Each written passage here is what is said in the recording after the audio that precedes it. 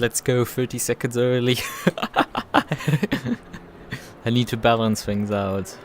I mean, we're still like half an hour into the practice section, but like whatever, I don't actually need that much practice. And yes, I'm already on the server as well, which is unique. Unique things. Me being on time. It's definitely very unique. Yeah, this is working. I don't need to panic about anything. Good morning. You know, the XD in your name really fits that message. It's definitely not morning. I mean, even in-game is heading towards evening. Right. Do I have a setup actually for this Counter-Strike? Yes, I do. Let's see what we can do. Oh, this thing has actually still brake pads type 1s on it. That's definitely something you do not really need with this car. Has a bit low toe, we'll probably want to increase that back up. This car is the one that really benefits of having actually toe on the car. I'm running not maxed out camber on the front, pretty sure that is intentional. And not much rear wing. Soft bump dampener on the front. Probably want some more steering ratio maybe. Let's see, 66 liters seems like a reasonable number. Tire pressure, I think they're fine. 27 degrees. Oh yeah, I haven't. I just noticed I haven't switched scene yet. Right, okay.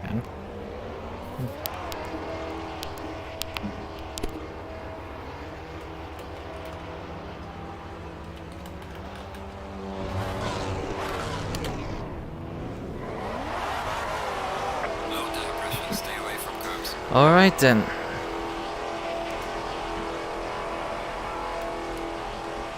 Let's see what we can do. Oh, we need to actually switch the headlights on. Very dark enough for the game to be like, yo, you need headlights. Statistics exam.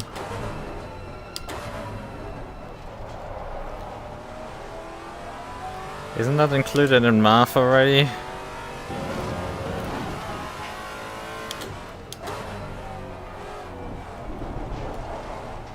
I mean, I appreciate you watching. You're probably procrastinating studying for the exam. Watching me is also not a solution.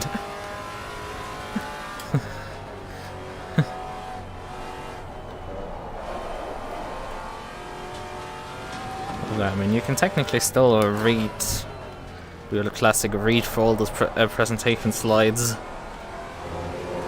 while I'm driving.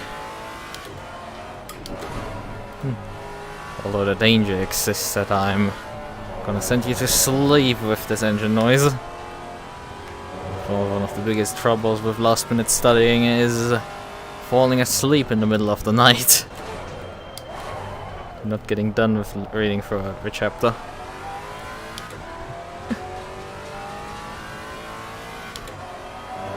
I'm kind of curious. Honestly, I think that's also definitely the case.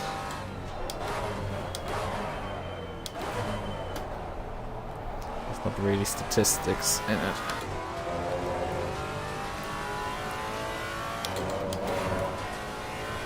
Oof, ouch.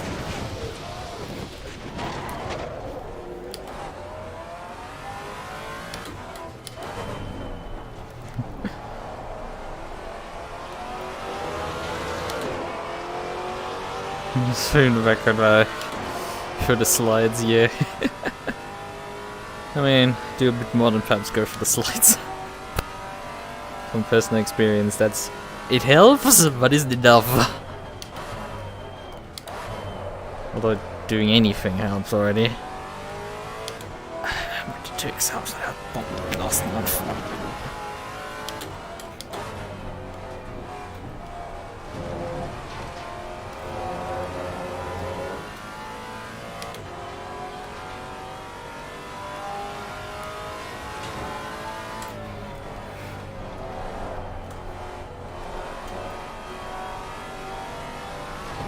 practice questions and old exams.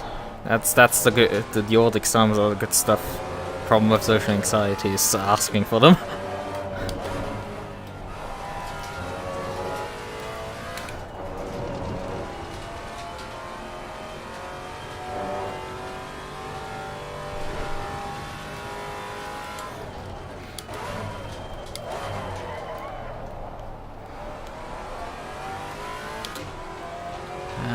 Done with the midterm exams. I have a whole month till my final starts. And that's a thing with you, like, I've heard like midterm exams and stuff, but like, I've never experienced those. They don't exist. At least in Germany. I mean, when I went to school still, you had, depending on the subject, a number of exams that you would do throughout the year. At least 2.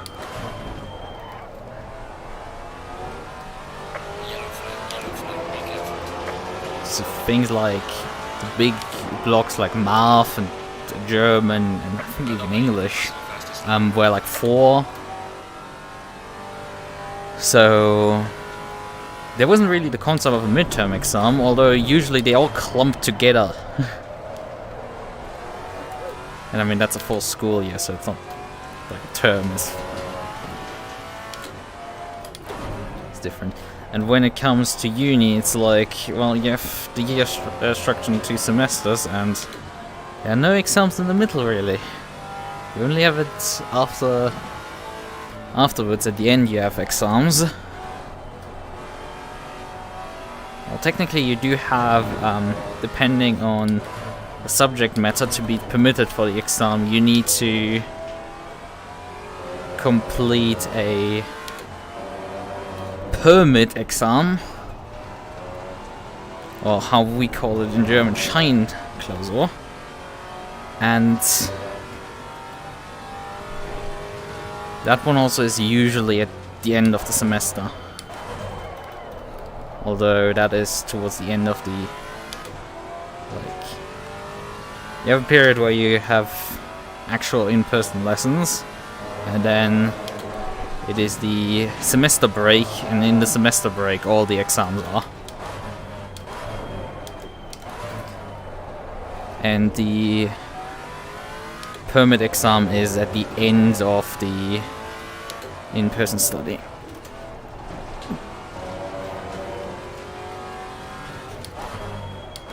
So yeah, I'm currently in semester break. And it's till beginning of April.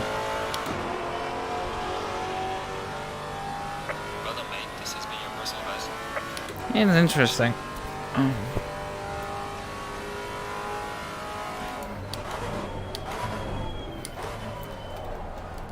But basically to complete any module you have to like acquire the permit to complete it, although most subjects that is enough for just complete your homework. Score like 50% on your homework and you're through. Although it depends. It's sometimes very elaborate because hey, you need to also like you need to also present sometimes. Okay, let's join me here.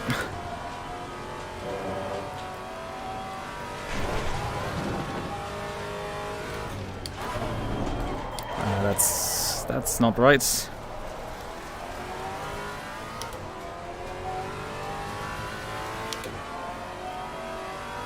getting dark right now. I mean, I actually tried to like earlier look up like, oh yeah, 1800. The race is starting 1800. Huh? Is this gonna be a sunset race or is this gonna be a? Or is it actually starting 1800? I don't know. I think it is starting 1800, not 2000. But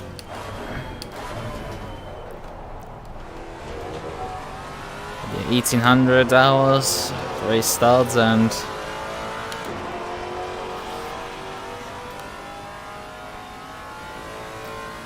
And I was like, yeah, when is actually sunset at Kyalami for in ACC? And I tried to Google it, and like nothing came back.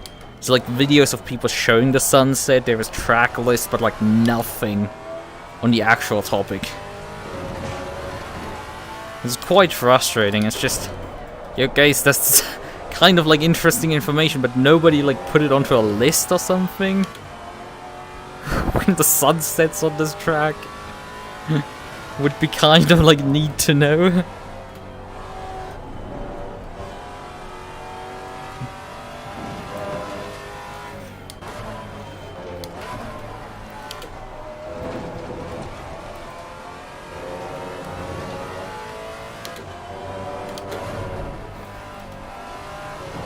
Okay, man.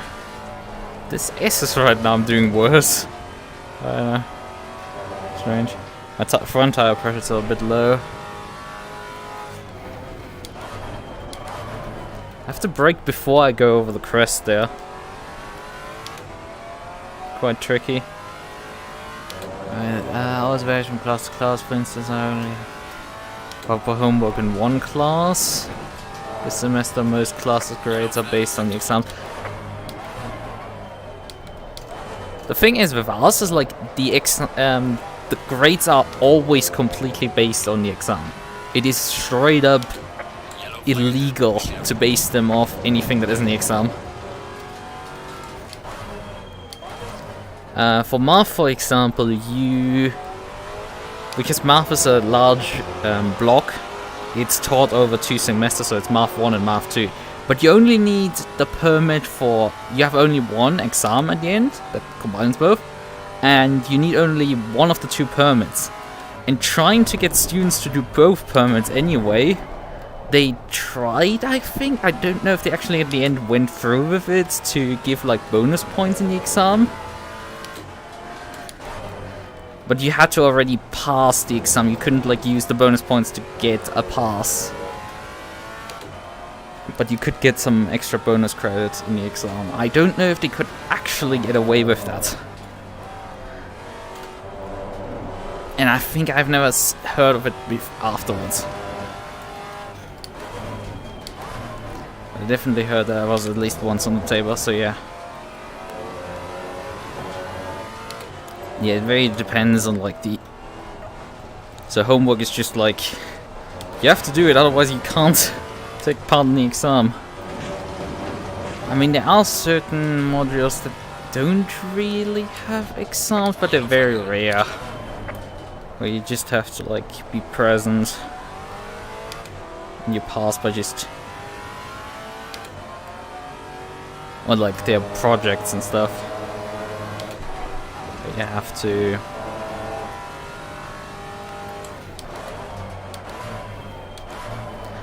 make a app, and that doesn't get graded but just gets passed effectively.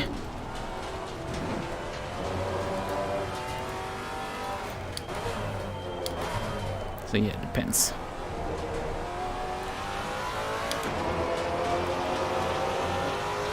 I mean, how they structure their homework is also very dependent. It's like some you have like a week, some you have 2 weeks, some you do in 3-person groups. Some force you to do 3-person groups, or else they just gonna strangle you to death.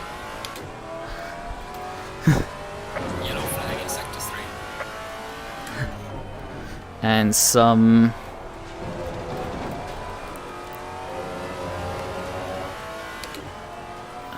you need to have, besides the some you need to give them it in written form,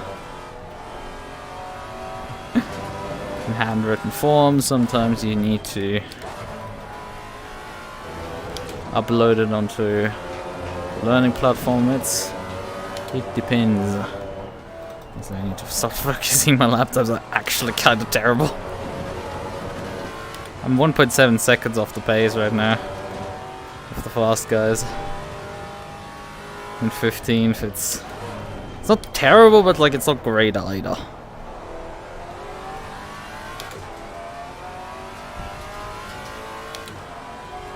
Like I'm half a second down on even that lap, so it's should bump the front tire pressures, I think. I think it makes sense to just come in now and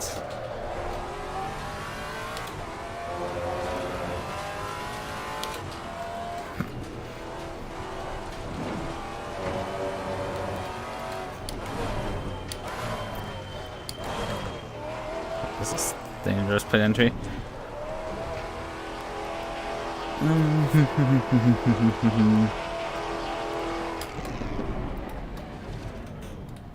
Oh wait, I don't want to actually stop. Because then you get locked in for 30 seconds before they get done with swapping tires on your car. I'm actually not that much faster than Diaz in the other Maserati right now.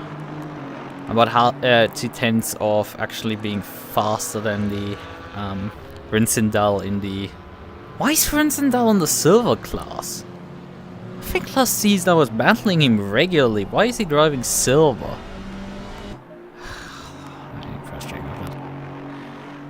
Cannot wait to start developing with simple loops. Like, how do you have troubles with simple loops? I mean, there's the usual problem with software development that it's either one more or one less. And suddenly you're out of bounds of your array and the entire operation crashes.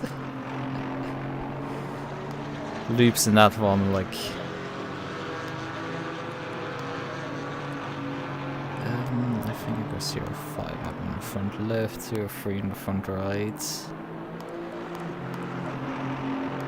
Maybe one more. Both.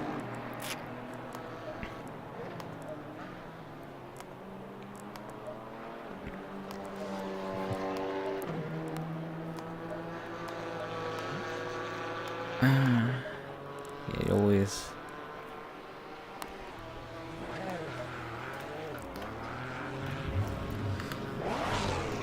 But I mean, with frameworks and everything, it's honestly not too difficult, I would say, for an app together.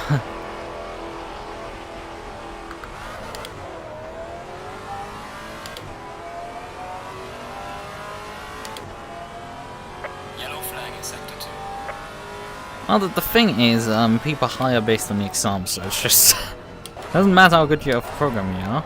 Although, granted, it's complicated. But real-world experience can always be gained. You shouldn't worry too much about it. It's interesting that you went into IT without having any experience in programming before. Like, I mean, I wrote, I think it's like 16-year-old, tried my hand at like writing Minecraft mods and stuff like that. Learned Java a bit there. The bucket plugins, or Spigot as it's known today.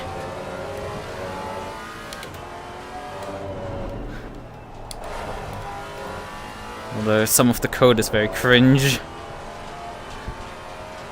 Especially when I build Java UI applications, is like, instead of, you know, calling a, like, the cringe stuff that I pulled there is like, I still have, it's very bad code. Because one of the things that you, for event handling, so button click, what I would do is, like, I create the button and then you can either pass just a normal method, in which the way you probably should do it. Just pass a method in that can then processes the input. No, I wrote the method in there. And so to be able to pass, like, for example, other UI elements downwards, I had to, like, make them static, and it worked, I guess, but, like, it's a horrific mess. I'm not sure if I actually have the code still laying around somewhere of those projects.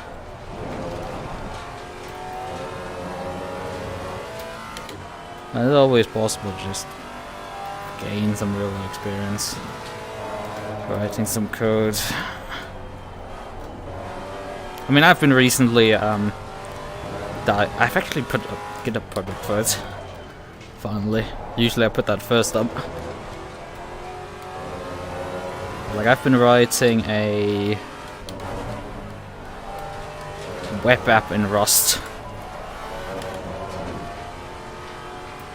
that takes binary files and allows you to do commits effectively on them.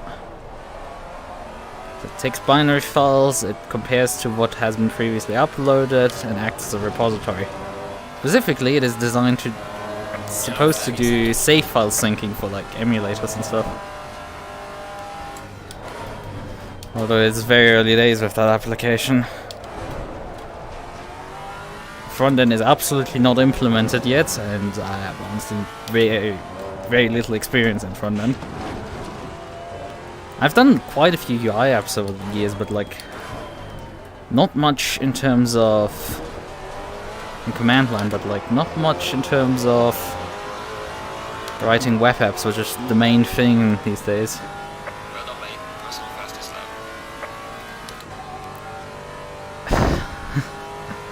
I mean, it depends on how, and I just read the last comment and not the other ones yet. With object-oriented programming, it depends on like how hard you go object-oriented. But yeah, the issue back then was like I absolutely did not make use of the object-oriented nature of Java. How hard you go into the object-oriented, because you can obviously make use of some of the paradigms and keep it minimally object-oriented, like when I'm writing in Rust. Or you can go full object-oriented madness and have like objects that are messages between other objects, and that's just complete and utter madness. When you force everything into the object-oriented paradigm. But I mean, a lot of programming is also just maintaining legacy code, so it's just being able to understand it is more important than actually what something does is more important than being able to write it.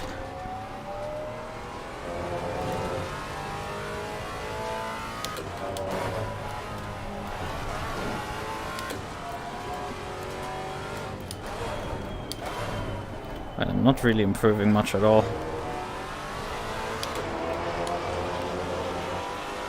I mean, like about half a second off the next guy in Pro, so it's pretty bad. Certified TM Prembo language, yeah.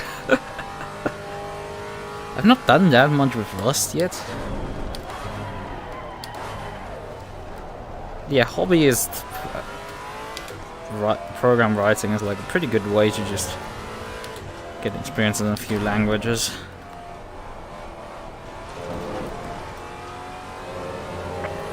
I'd like the experience. I think I've gotta read the messages when I'm in pits, but I'm gonna have to tow anyway soon.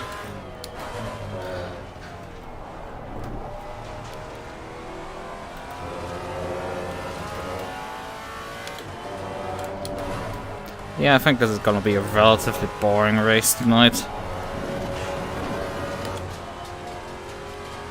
I don't think I can do particularly much, and like, oh yeah, time is up. We should put over.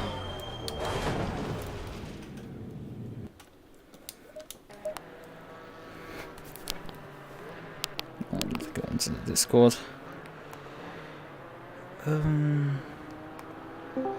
Alright. Broken Ball Sim Racing, if you raced with us before, welcome back. If you are new to our league, you are very welcome. We'll just run through our regular driver briefing notes, and then we'll release you for HTML the final couple of minutes so that you can practice your pit entry. And programming in high school. Qualifying format is silver split first 10 minutes of the qualifying session. That means if you have a silver background and a white number, you are in silver split. You will need to put your qualifying lap during the first 10 minutes of qualifying. Pro split drivers with the white background with the black numbers are going to qualify the second half. That means the last 10 minutes of the qualifying.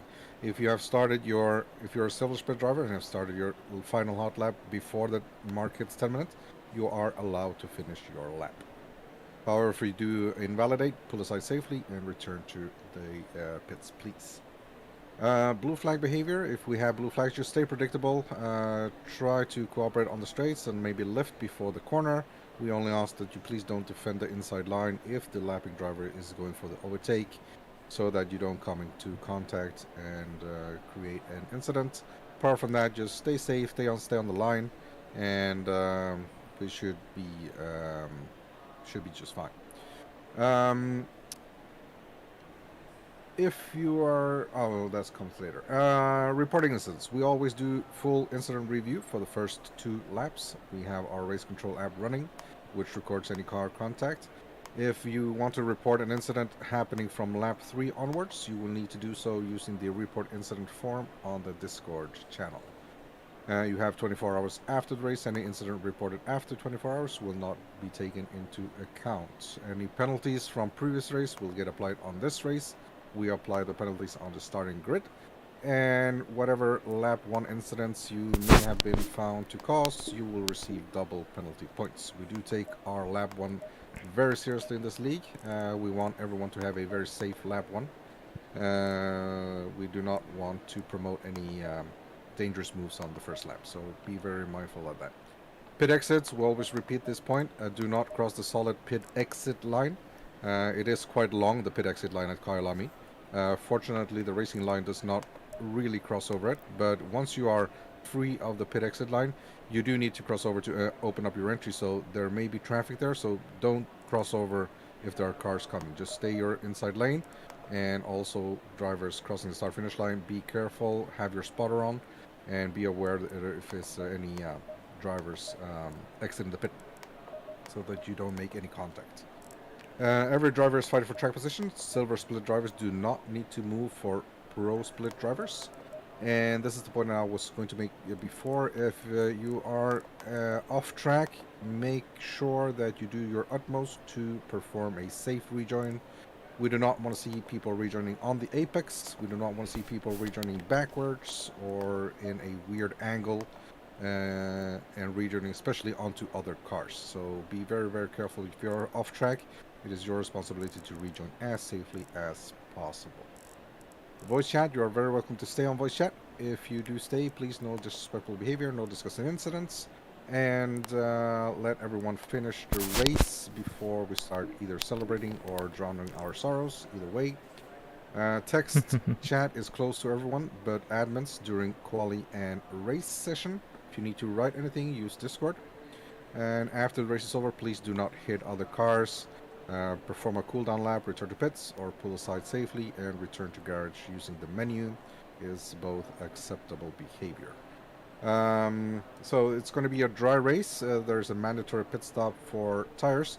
Make sure that on your warm-up lap you check that your pit strategy has checked your changed tires, so that you don't need to make a second pit stop, because that is a race requirement for this race. Apart from that, so you are welcome to go back on track, practice your pit entry, make sure that you know where your pit box is so you don't overshoot it. Also make sure that you have slowdown. We don't want to see people getting stop and go penalties or drive-through penalties from the game because they have overspeed on the pit entry line. So have fun, and we'll see you all on track. Good luck. So, right, back to action. Yeah. So, you didn't do too much programming. Like, I mean, I actually also did like programming in high school, but what did we do? I think we did some basic Java as well. Some mapping out of logic gates. I think in a different course we actually even made like a circuit board ourselves. It was really cool.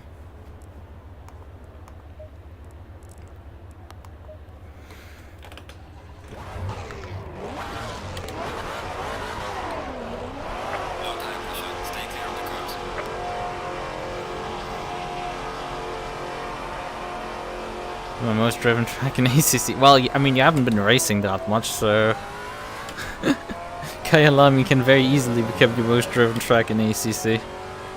Due to the fact you did participate in a... How long was the race? A 6-hour race? I mean, I think you guys only lasted about 2 hours, but like, still. Probably actually your more driven track at this point is the Glen then. You did a 1 hour race as well there. Huh. You drove 2 hours at Kyalami in the race, you drove really qualifying and stuff as well, and then you did a 1 hour race on this track with Broken Bones, so I guess that adds up. I mean, the Glen, I think you drove about 2.5 hours. Something like that.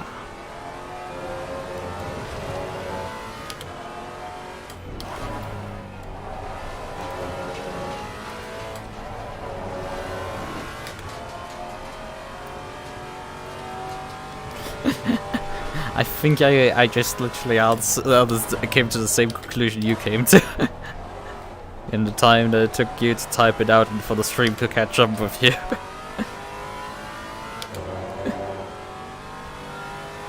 Nice that my numbers to check out.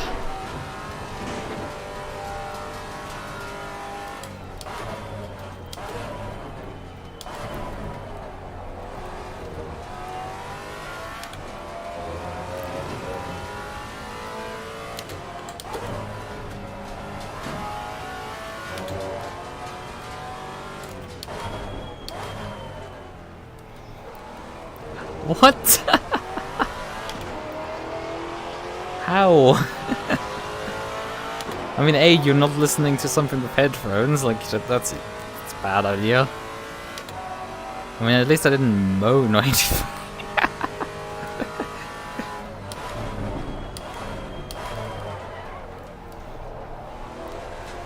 There's a lot more evil things streamers can do.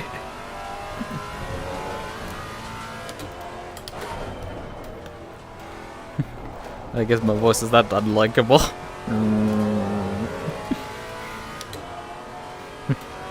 I need to badly map my get myself some macro buttons to map emotions and stuff. I'm so slow for this corner.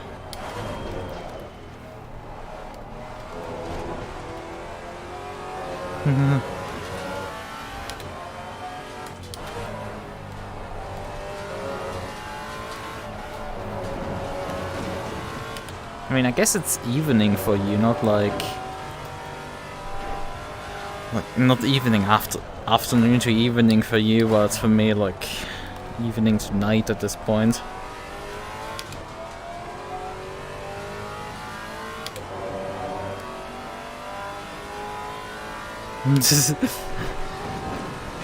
You sure about that?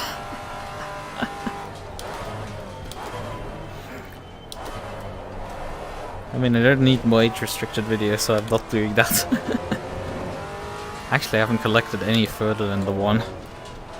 I mean, I don't monetize my videos, so it doesn't matter if I get demonetized anyway. That doesn't matter. But it's 4 PM. Stuff is usually empty. I mean, still, I wouldn't gamble at stuff. Like, I'd like... I guess I'm in the closet for anything I do. Maybe it's also like just German politeness. You don't blast your audio everywhere. It's just no-go. Try to avoid annoying anyone that could come across you. You just... I don't listen to anything for audio, or you just...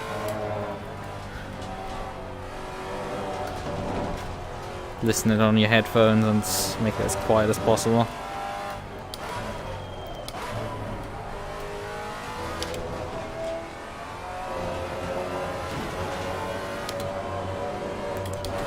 I mean, even the study halls are usually relatively quiet. Make sure you have people talking, because people are sitting together, but like not obnoxiously loud, despite there being a couple hundred people in there.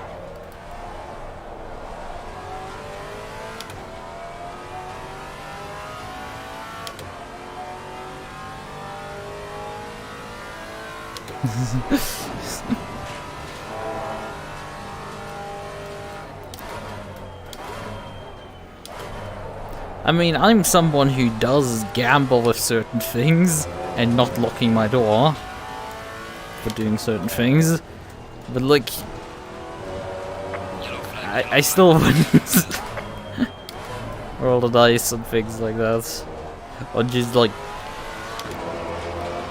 I'm listening to audio or anything, frankly.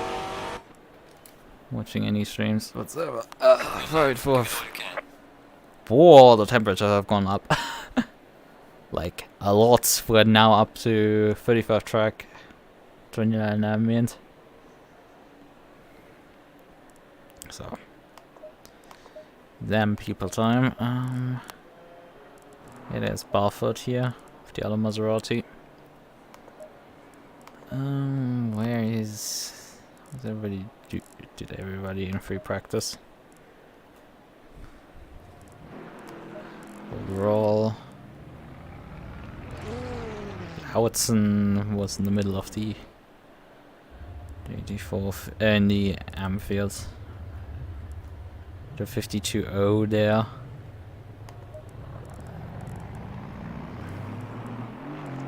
That's with like a relatively mediocre first sector. Like, none of my best sectors were in my fastest lap in practice. Although I was relatively close with most of them. Diaz was the fastest out of Maserati, about half a second behind me. It's a really tight field, honestly.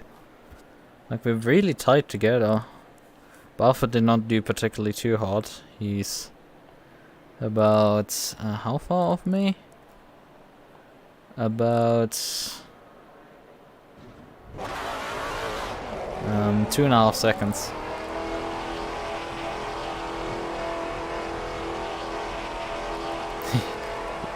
Look, my social anxiety is flagging this.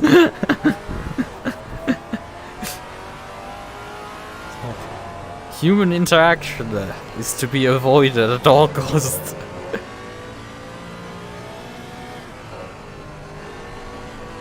I must try not to act like a freak and try to fit in as much as possible.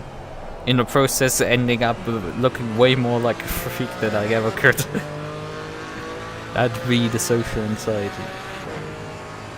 Socially.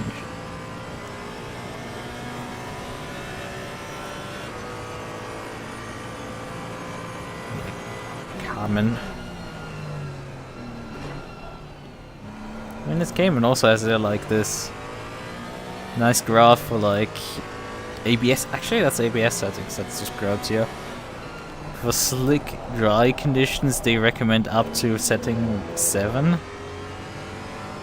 With like low humidity, high temperatures, you want to probably use lower settings, while with like that's interesting. I mean, you do that also for like they have also like robust and. Why is robust on both sides of that graph, on the low graph here? That's weird. Nah, it's fine, it's just that I'm confused. I don't care. It's at the end of your call. I'm not gonna do anything intentionally sussy. If I can avoid it. I mean, I wanna... What is this line? Excuse me, please. I didn't know you could just, like, drive through the grass in this corner. Hold the phone, that's... And we're talking about your silver split, by the way, who's doing this. It's not... It's the silver split people doing this.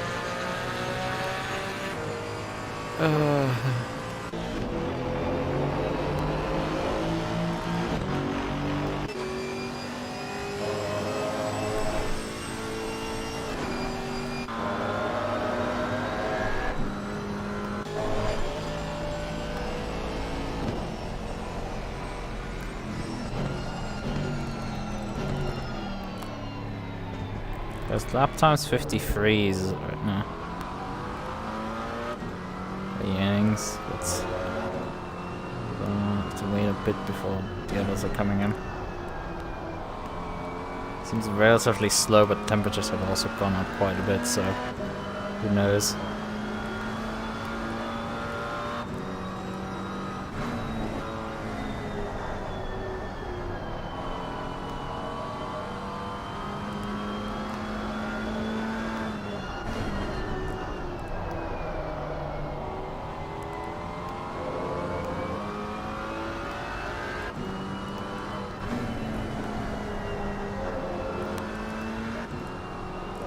I want to open the brake pads up a bit.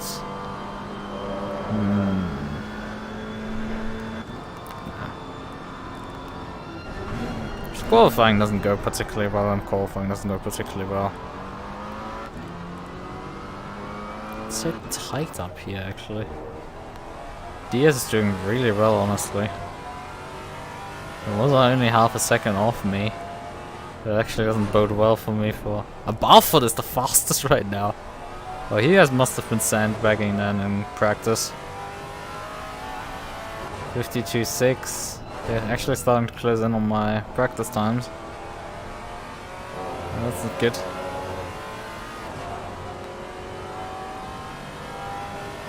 That's really not good. Okay, that's not the right line.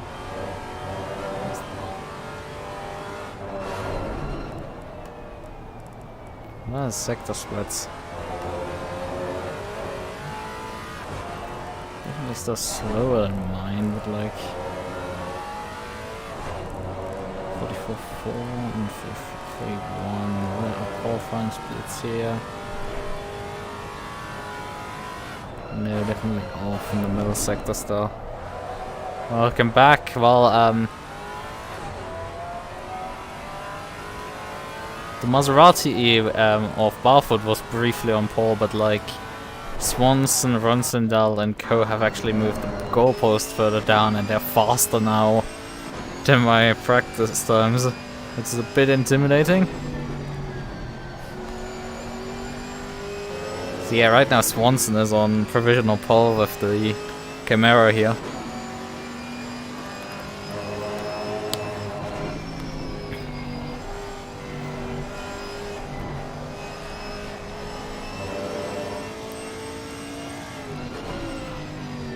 Lane and Cook have not put qualifying time in, but they are actually Lane is not in the pits, but Cook is in the pits.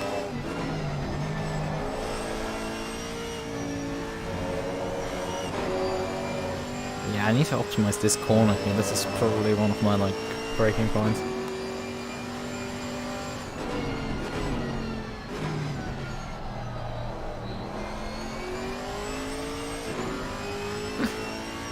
Tried to move to another room, but people are there.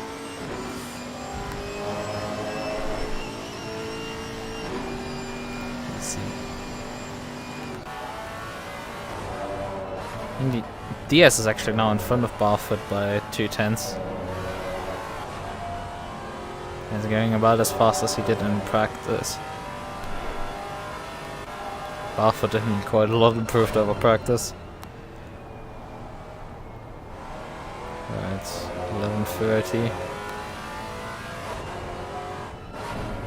I did already change the tire pressure, so I just need to hit drive to get out.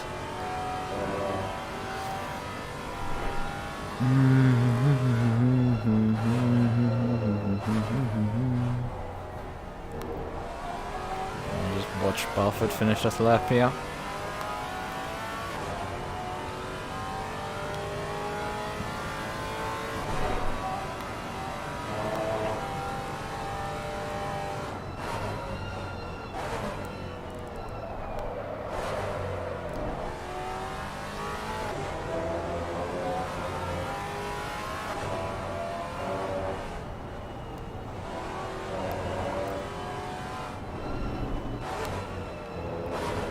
like this is a... Either he took it very easy to not throw his lap away, or... he... No, that was a warm-up lap for him. Check, where is he? Yeah, it was actually an out lap. Not bad.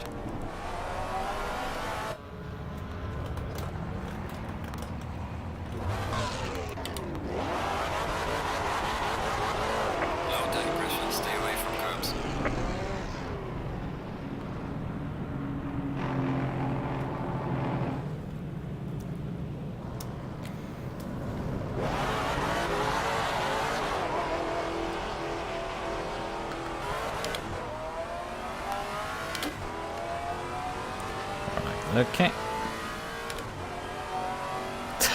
The long queue of cars rolling out of the pit lane here.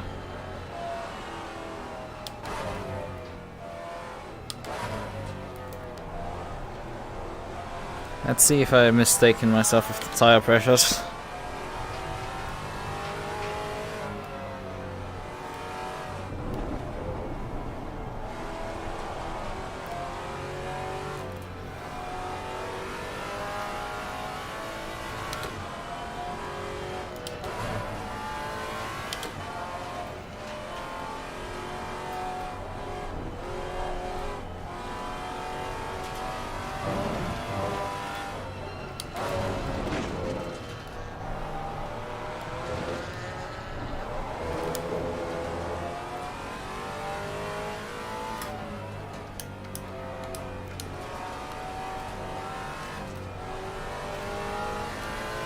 Honestly, I should be able to just follow. This is the K Bogdanovich.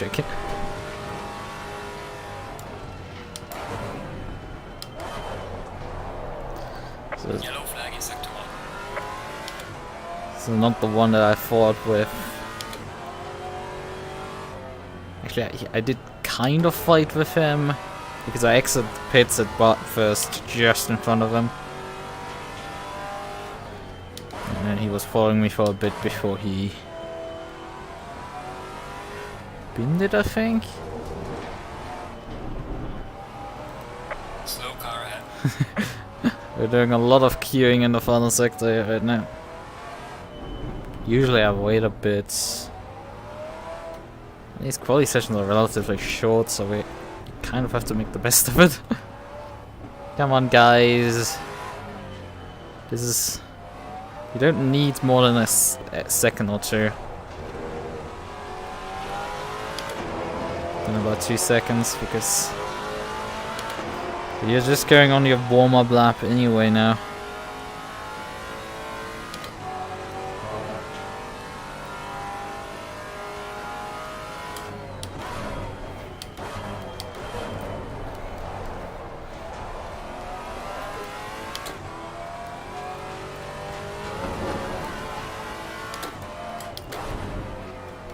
Broke a bit early there. Again, this is just warm-up.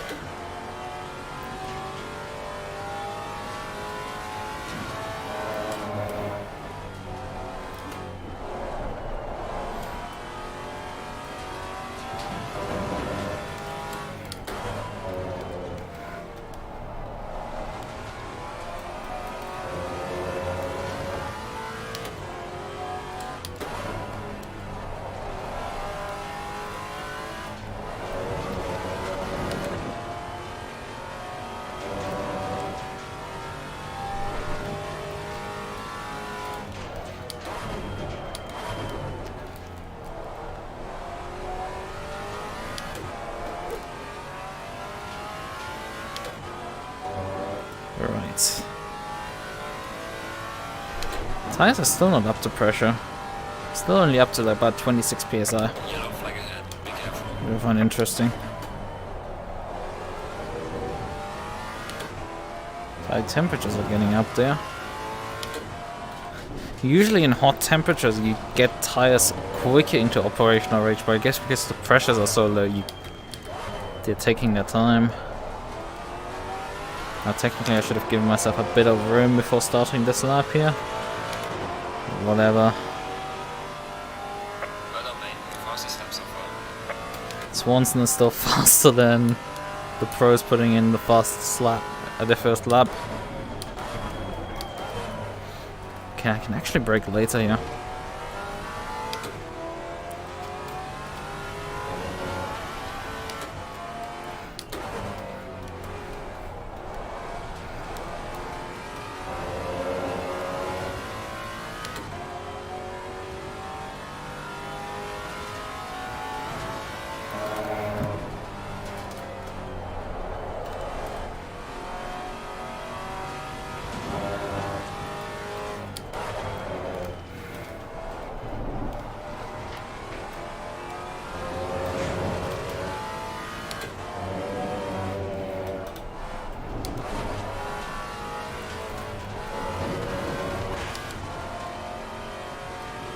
This curb is very evil in terms of getting your cut tracks.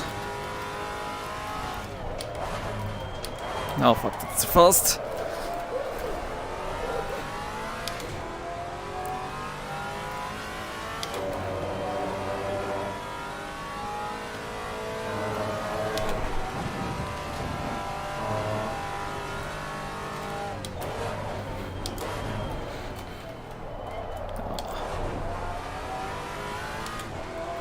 Not good.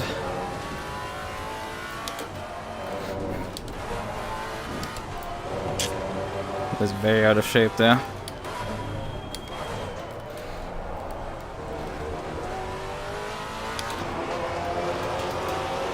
A really good run there for the final corner.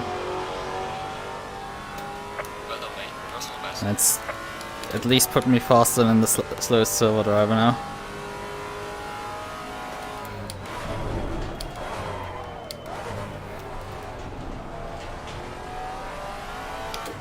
Tire pressures are sort of there, I'm just gonna run with it. They're still technically too low, but whatever. Oh. That's actually pretty neat for me because this means I can give him a gap now.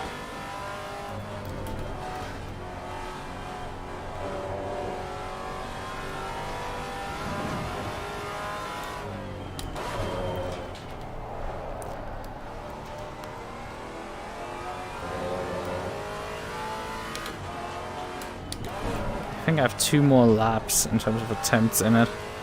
Fuel wise I'm fine. I have about 5 laps of fuel in the tank. Took my usual 20 liters into qualifying.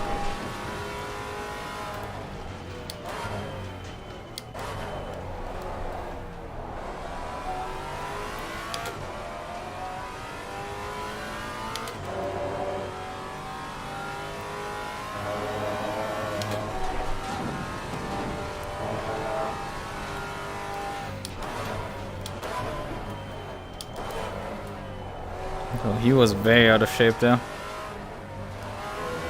Let's back down so I can actually stay behind him.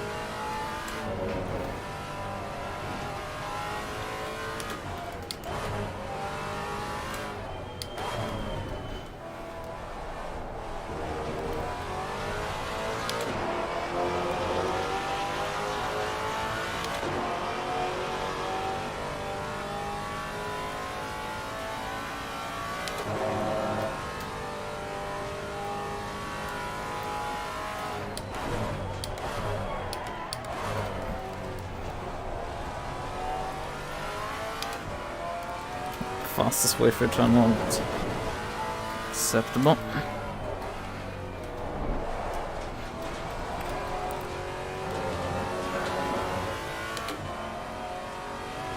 Maybe I'm out of the best life of these tires.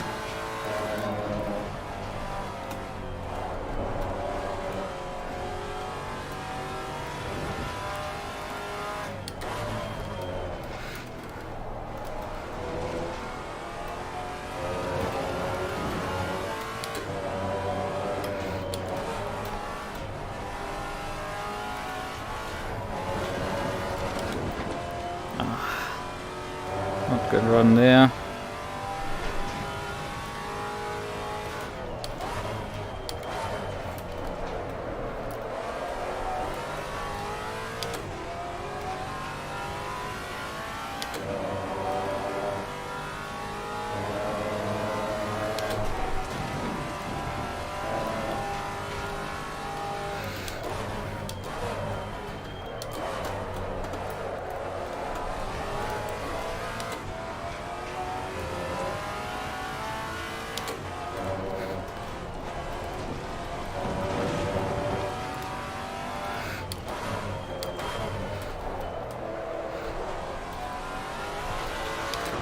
car has this like slight kick just in the last bit of braking. It's really great.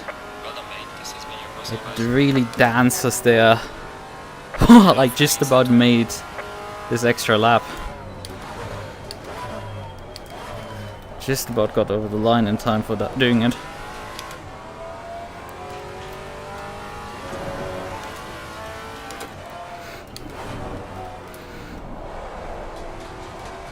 I don't think there's much more to be gained for me.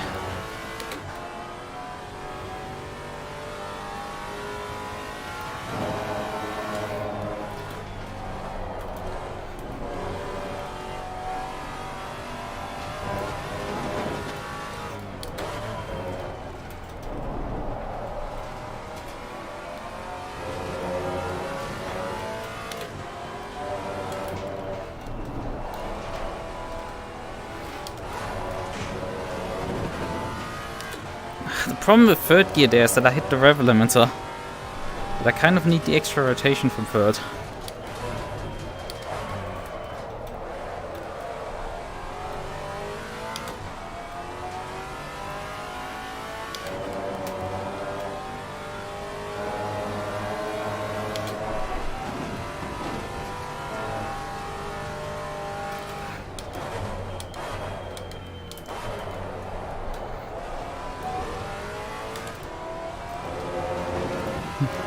About as far as you can go there.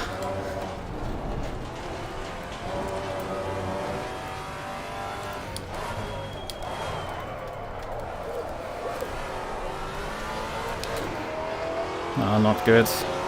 Gonna bleed out my time to the line. Yeah. Be careful there. But still P9. P9 is pretty good, honestly. I'm not expecting much out of this race, and like P9 is actually pretty good. How far were we actually from pole position and stuff? 7/10s? Like, the qualifying is really tight. I would have actually, if I actually converted that lap, I would have gained 2 positions. That's insane. Like, if I had that delta that I had on the final heading into the final corner, if I converted that one, I would have been P7. That is nuts, because I had nothing there. How do you feel about the new GT2 DLC? That's gonna be coming out sometime this year. I've heard a few things about it, but like I'm gonna wait till it like is announced. I kind of like missed out on the what is it called? Challenger DLC? Where the they just released a random assortment of 5 cars, and then, like, I didn't buy it, so even though I kind of like driving a Porsche Cup and stuff like that, but like I didn't end up buying it because, like, honestly, like, you're only gonna be using it for like a month till nobody uses it anymore, and like you can't race it really anymore, and that's kind of now the case, although it took a bit longer than a month. Yeah, I would say it took a bit longer than a month for that to happen, but still.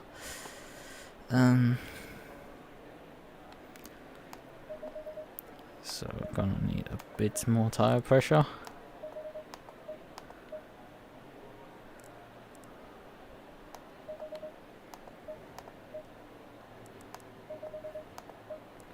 So tire pressure's up.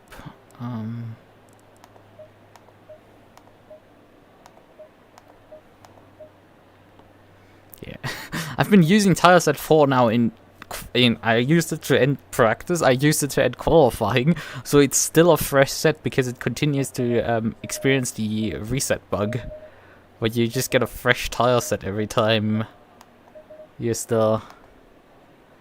Alright man, good luck with the race. I mean, I'm still here, I can still talk. Still be here, just gonna message a bit less. Okay, I see. Yeah. Let's take about 50 liters or so for the start here. Should be enough. Enough to start, and then we're gonna take a bit of fuel in the middle. As usual. Right. But yeah, GT2 DLC. I haven't I haven't seen also what cars they include. They have today announced the 296, or what is it with Ferrari? I think it's the 296 or something that it's coming to ACC. That looks interesting. But like the question is how they're gonna bundle all the DLC up. If they're gonna just make another GT Challenger Part 2 effectively, where they just smash the GT2s in there, smash the Ferrari in there, and then release that as a bundle, which has its advantages. A, that's probably cheaper that way, and first, and then B, anyone who more people will buy it because it's another GT3 car that they probably want to race. So you can actually have GT2 racing because people have the DLC because they want to race it in GT3, which is kind of the case with the Challenger because people bought that pretty sure for the Audi for the most part. Let's be real about that. Most people bought that for the Audi, not for anything else. Or like the one car that's being actually used in that DLC is the Audi. The rest just like dead.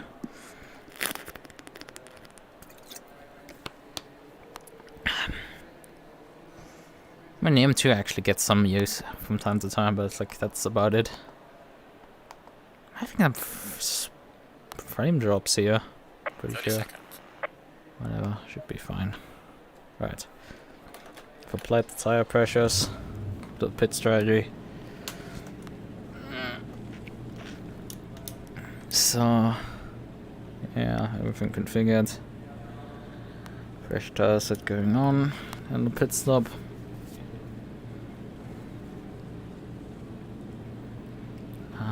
Let's switch the low beams on already.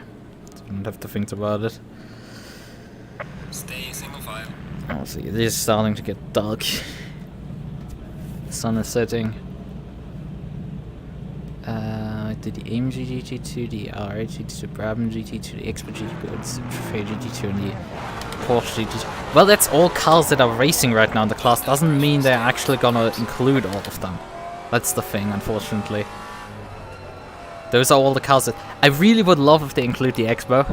Despite me having like, you know, the Expo being my ex, effectively. I would definitely probably be down to be messing around with the sibling. Yeah, I saw that, but like, I didn't actually make a response to it. That thing is like heresy. Because I'm pretty sure they're gonna include obviously ABS and traction control, which is like half the fun of this car removed. But even bigger, they removed the naturally aspirated engine and replaced it with another V6 turbo. It's like, Christ, another one.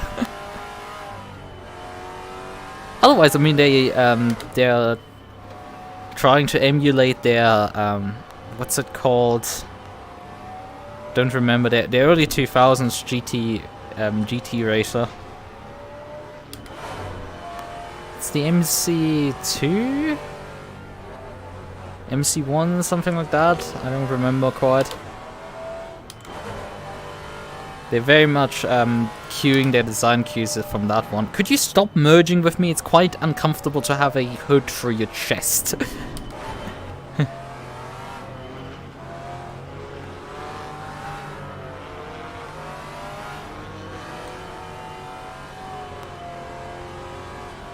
Yeah, that's a bit interesting, but we're probably similar to the Supra, not gonna get that one. Like, we don't have a Supra GT4, they've unfortunately didn't decide to include that in the Challenger DLC, or they couldn't get the license, or both. They probably didn't bother. Yeah, MC12 GT1, okay. Don't ask me for names ever for anything. I cannot remember names to save my life. Yes, the MC12, I feel like it looks relatively similar.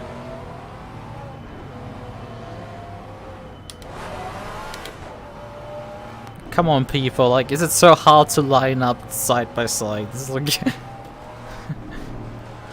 this isn't boding well for turn 1, but like, I've seen people be able to sort their stuff out before they had turn 1, so it wouldn't be the first time. Yeah, the frame rate is really bad right now. Don't know why.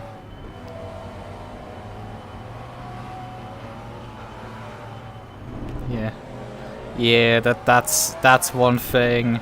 That's what I wanted to say. Like, one thing is the licensing with Toyota. The other thing is, why would you include a GT4 when nobody wants to drive GT4s anyway? And yada yada yada.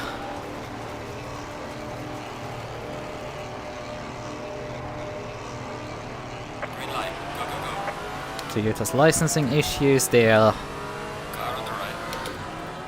having to, including a GT4 car, which people might not even use, and then Clear you on know. the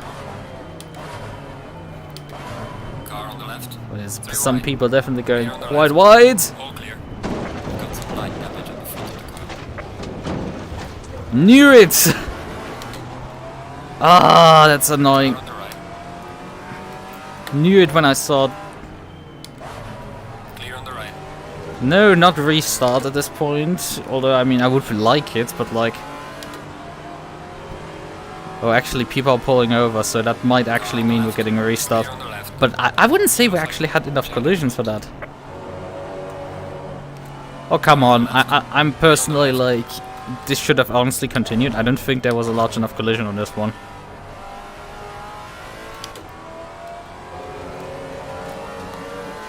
Like, I don't know. I haven't, like... Slow car ahead.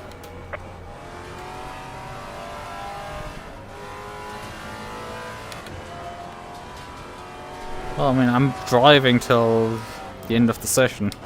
You can restart and then I'm gonna join the channel. Actually, how much damage did I take? 28 seconds worth of damage, like, oh yeah, it's just I have to take my opinion about that restart thing. Car on the left. Clear on the left. I'm gonna race till the session is restarted. It's pretty simple. I didn't cause anything, I didn't do anything stupid.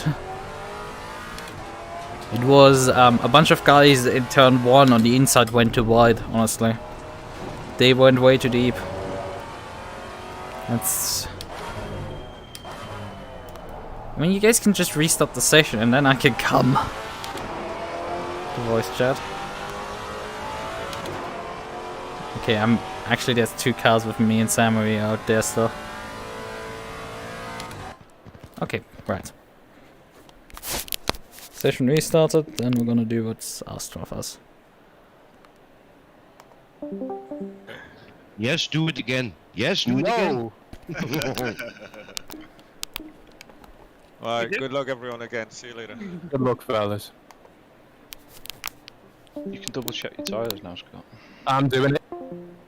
I guess they've already talked about this, but like... I'm still on the perception that, like, there wasn't much that actually happened there in terms of an incident. Like, as far as I'm concerned, like, yes, I mean, there was a brief roadblock, but once I had collided with it, it was basically the roadblock was resolved.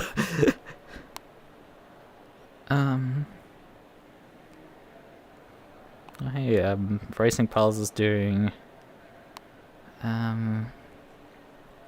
Racing S2000s. They look pretty cool.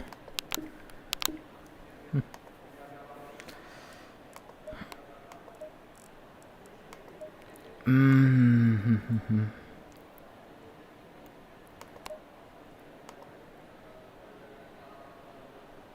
the values do check out, okay. Good. But yeah, unfortunately we won't be able to watch that replay back due to the session being restarted.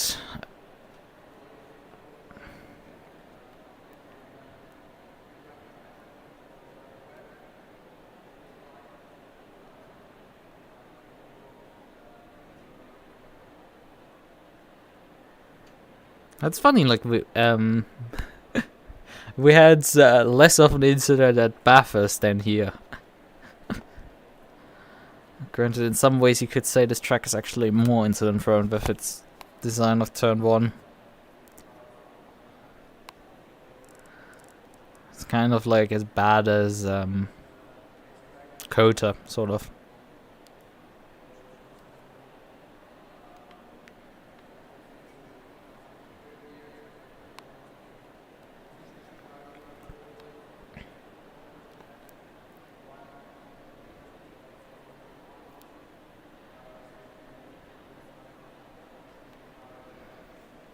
Yeah, let's try again, I would say.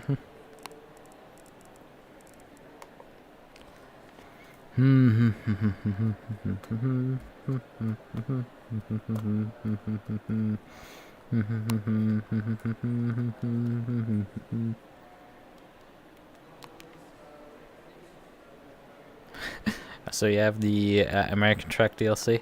That's also like a thing with like their licensing, which I like. They licensed 3 tracks for that DLC. So like they clearly sometimes just do not license some content even though they totally could, but like you just don't because they decide it's not worth it. And you can definitely put the Supra into that category as well. But like, it would have been really cool if they had included like Virginia as in the American Track DLC, and it's like, you know, there's 2 kind of like duds in there, and then there's 1 good track with Watkins Glen. Like, Coda isn't actually too terrible, but like, it's also like, it's Coda.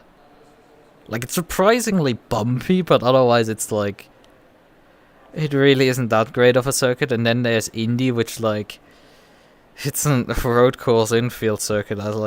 I mean, the layout they're using is about as good as you can get with this track, because you have the horseshoe in the infield, but you obviously do not have the banked final corner, but like you have the normal you have the normal layout for the final few corners, because there's not a layout there. As an R-Factor driver, I can tell you, and it's really terrible for that. And in terms of the infield layout, we have still the horseshoe. We have the sensible left combination at the end of that back straight in the infield. Because if you drive in R-Factor 2 has the 2007 layout. If you drive that, the back straight, instead of going into the modern day left, which is a really interesting combination of corners, and that ends then in a right turn that like leads into a long right hander that leads onto the oval. That section previously was a 90-degree left that leads into a hairpin that leads into another hairpin. It was crazy, that section, and it's like an absolute nightmare to drive.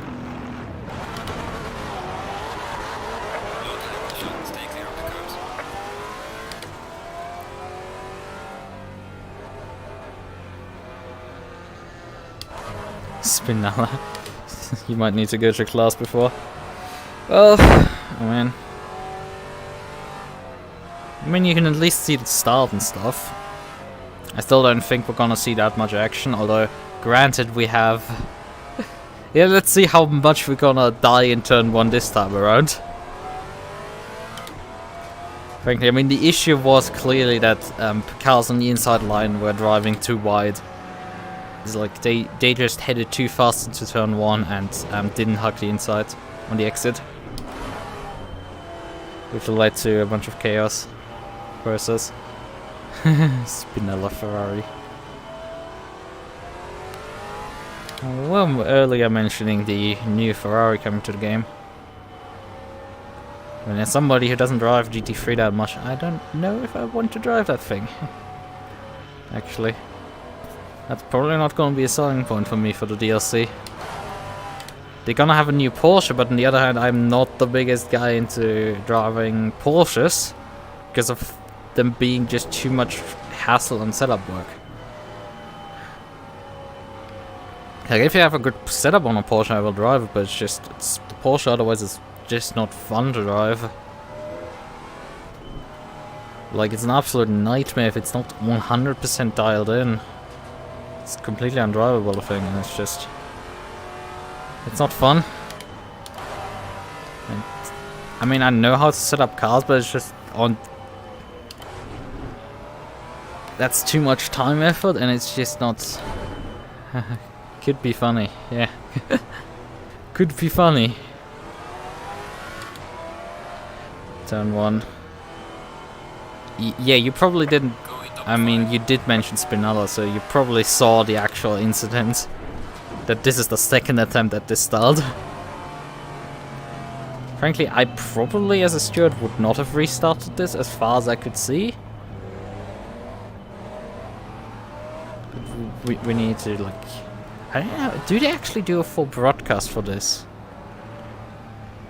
I don't think so, actually. I think they made videos of the replay last season. So I don't know if I'm gonna ever figure out what actually happened behind me in the incident, although maybe I looked at the mirror briefly and you could see something. Besides that, there's not much that could be done. Right. Coming up to the start. I actually didn't do too much brake warming. I left my brake bias on normal. But it worked fine. Far forward here right now. Right, still not speed limited. Now we're finally speed limited.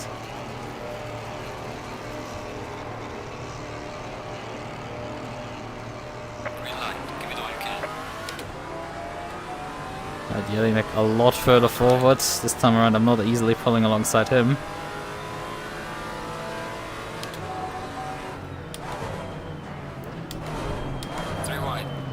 Yeah, I got bumped there slightly from behind. But Janetta was Clear on the right. quite aggressive on the brakes there.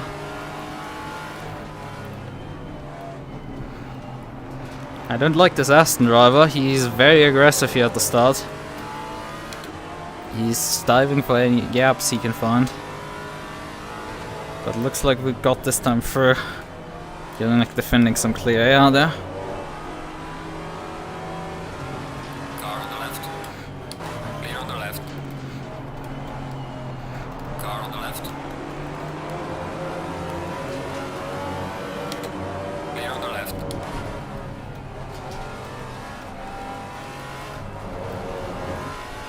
And me doing classic me moves of just going around the outside. But that was all enabled because he decided to defend some clear air. Car on the right. 3 wide. Clear on the right. Whoa! Not sure Jelinek did that lodge actually intentionally on me.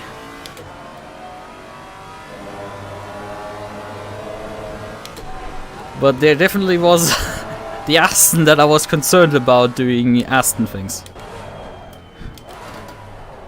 Right. Car on the left. Another driver unable to, you know, do normal things like braking and cornering. Slightly concerning.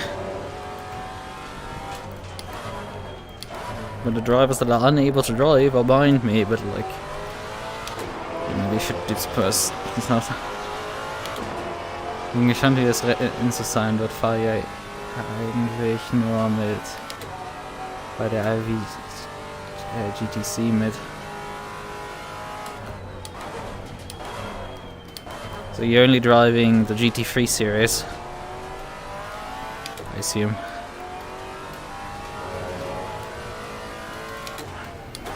Yeah, I don't know. So there's a nice tussle in front. I have to pick up the pace a bit to get back to them. Qualifying was incredibly tight, like... I headed into the final corner about 0.06 up on my lap. I lost it till on the run to the line because I had some oversteer out of the final corner. But that would have been enough to give myself 2 positions. I was 7/10 off the pole sitter, which is quite incredible considering the Maserati doesn't do that well on the circuit.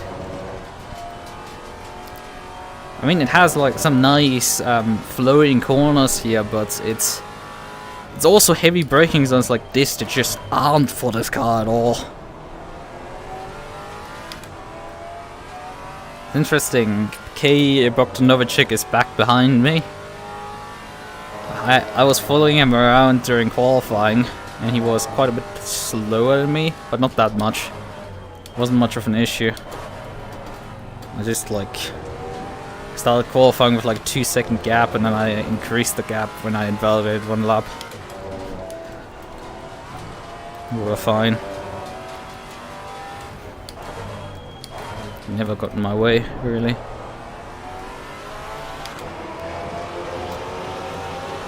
Oh. Last time around I actually had turned my headlights on the starting grid. This time I didn't. But K. Bogdanovic last lap around was about half a second faster than me. So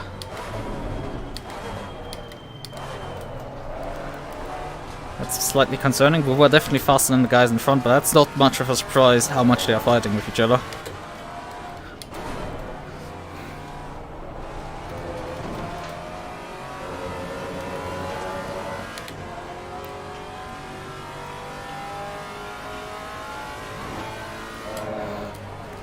A lot of people drive, and this time around they're actually driving this corner sensibly. Saw a lot of people in qualifying drive this corner way too hard on entry.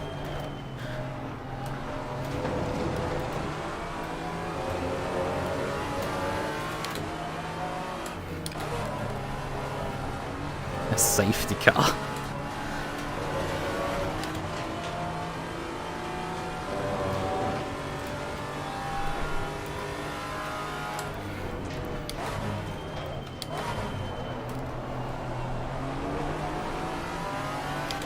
Alright friends, I wanna stay, I hope you have a great race, see you later. Yeah, see you later. And I'm probably finished with the race until you're back, but like... I have to sort Saturday out. Maybe we're gonna do some laps with the Porsche. Because I kind of wanna drive a Porsche. And put a kettle livery on it. Oh no, no, no! Oh. That's a clean murder. Ouch. That's so bad. That's so goddamn bad. Yellow flag in sector 3.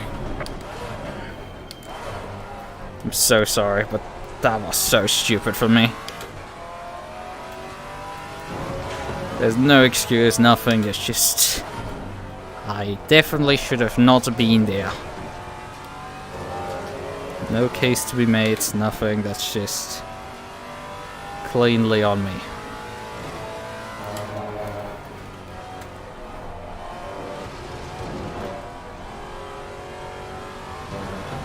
He deserves better than that.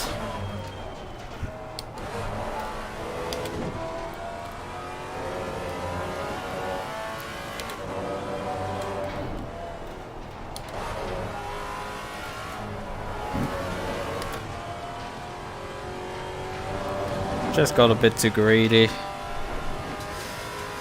That's a bit of an understatement, honestly.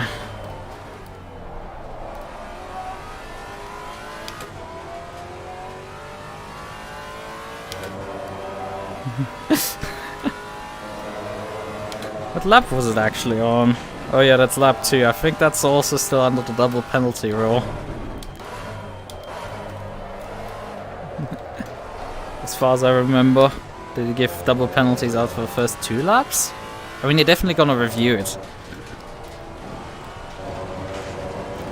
Actually, will they? Because it's 2 laps completed. Actually, that was lap 3. I don't know. I mean, I deserve like more than like a 10-second penalty for that. But I feel like I'm probably gonna get something like that. Like that deserved more than that. That's a slap up you shouldn't do.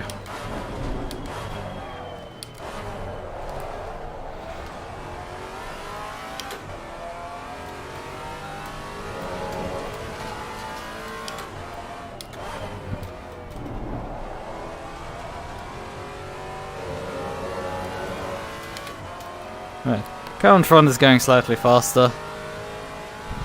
I'll need to do something about that.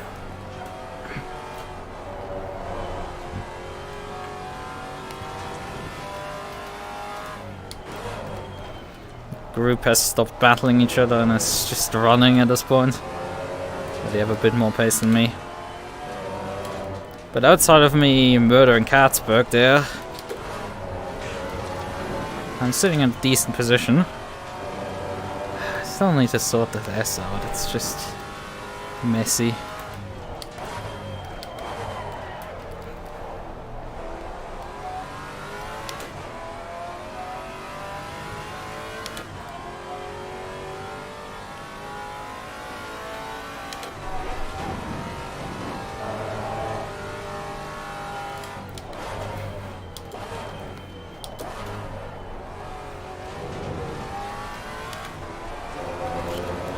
Bygones be bygones, I can't change the past, I have to make do with what I can do now.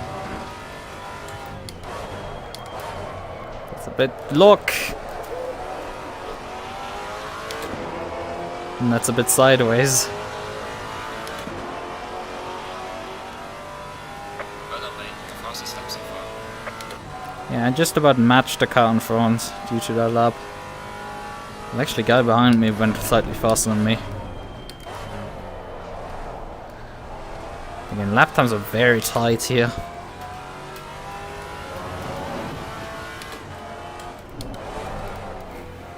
But for some reason that doesn't seem to actually result in tight racing.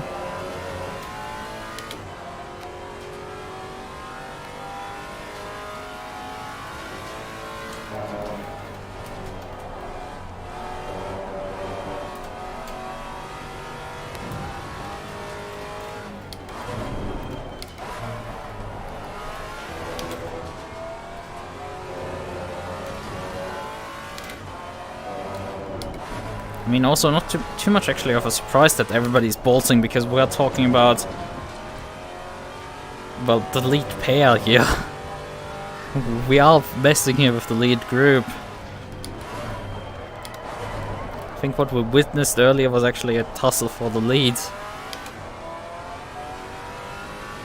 Although I think the leader is not actually even visible. There's a first car of those fours is actually P2. Yeah, I mean, the leader just turned there as a yellow car, he turned the corner there.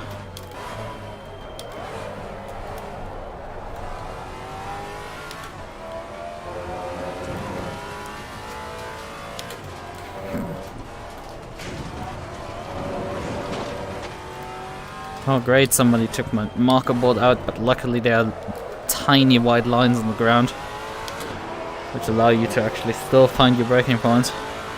And they did.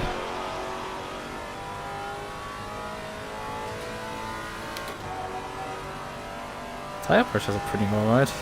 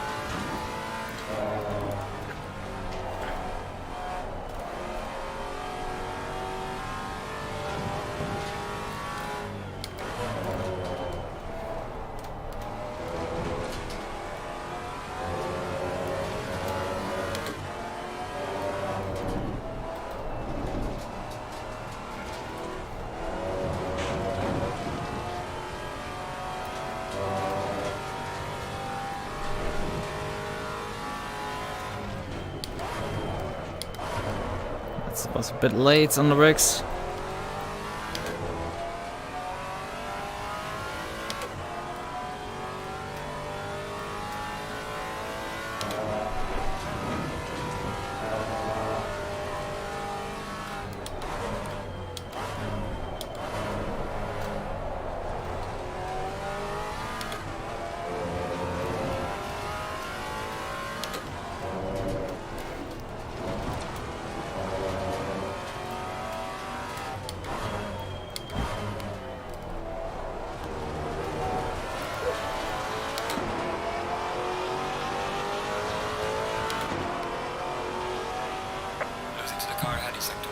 Sabanda in P3 just put in a 50.8. That's so insanely quick.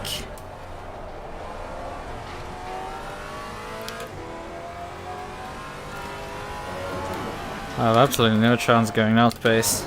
I mean, I'm lapping more like 51.7s right now.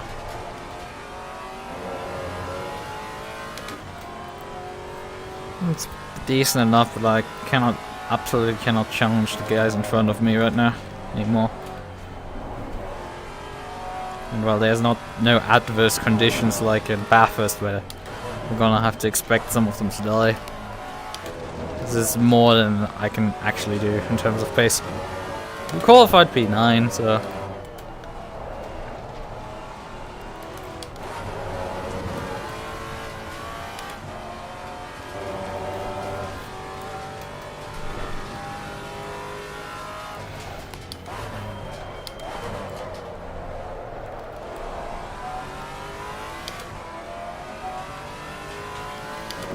Probably. Well, you still shouldn't have re-text while driving. Although, Maserati as a lawnmower is doing pretty well.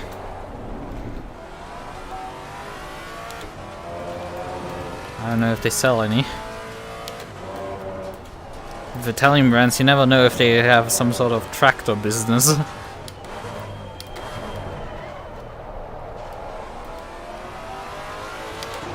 Right. Focus again, that cost actually a bit of gap bound.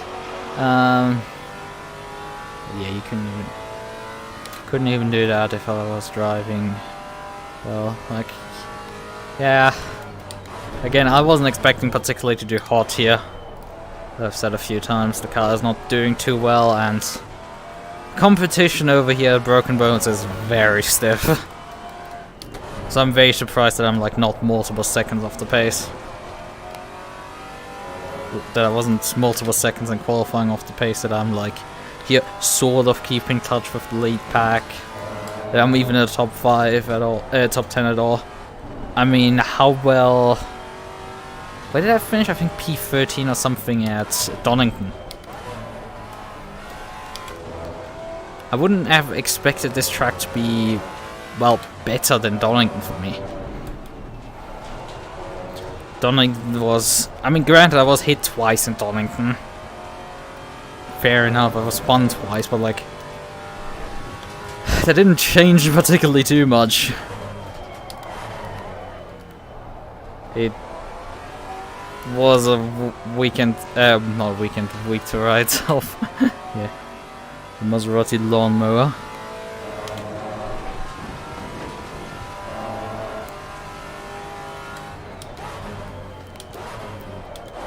And also, I think my tire degradation is not going to do particularly too hot throughout this race. But I do not remember particularly the tire wear being too terrible either. And after all, we do have a pit stop in the middle, which really makes the Maserati actually easy to do, because if you have to change tires in the middle of the race, you can just... Maserati's becomes a lot easier. Because you don't have to deal with completely and utterly dead tires at the end of the race. Because our old 1 hour old tires on a lot of tracks of the Maserati are a bit of a nightmare. Yeah, this season is anyway just... There's a lot of tracks on the calendar that just aren't that great for me. Although I think next round is Suzuka, which is... finally some good food. Only issue is the Mercs, they are so strong. Because it's an IGTC track, Mercs are overpowered there. And Krejci is driving a Merc, so it's just... You know, I have no chance against them. I can beat Krejci when he's sharing the car with another person and driving an Alpine. Either or both. Depends on the the day and how I'm doing, how well he's doing. And Trackmeisterschaften. Well, yeah, I don't know how the competition is over there. I mean, looking at the ratings, they aren't particularly too high. Some of the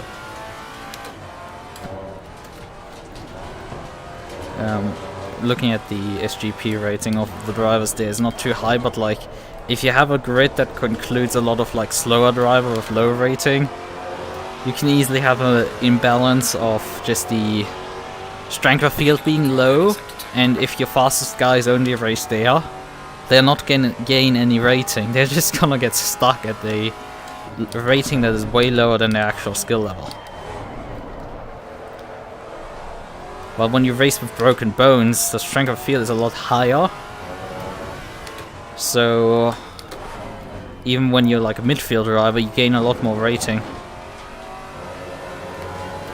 So that's how it's a bit broken, but like it can usually be a decent analytical point in terms of like seeing where everybody's doing. Also, honestly, like I don't do particularly too hot in GT3 cars either, so it's.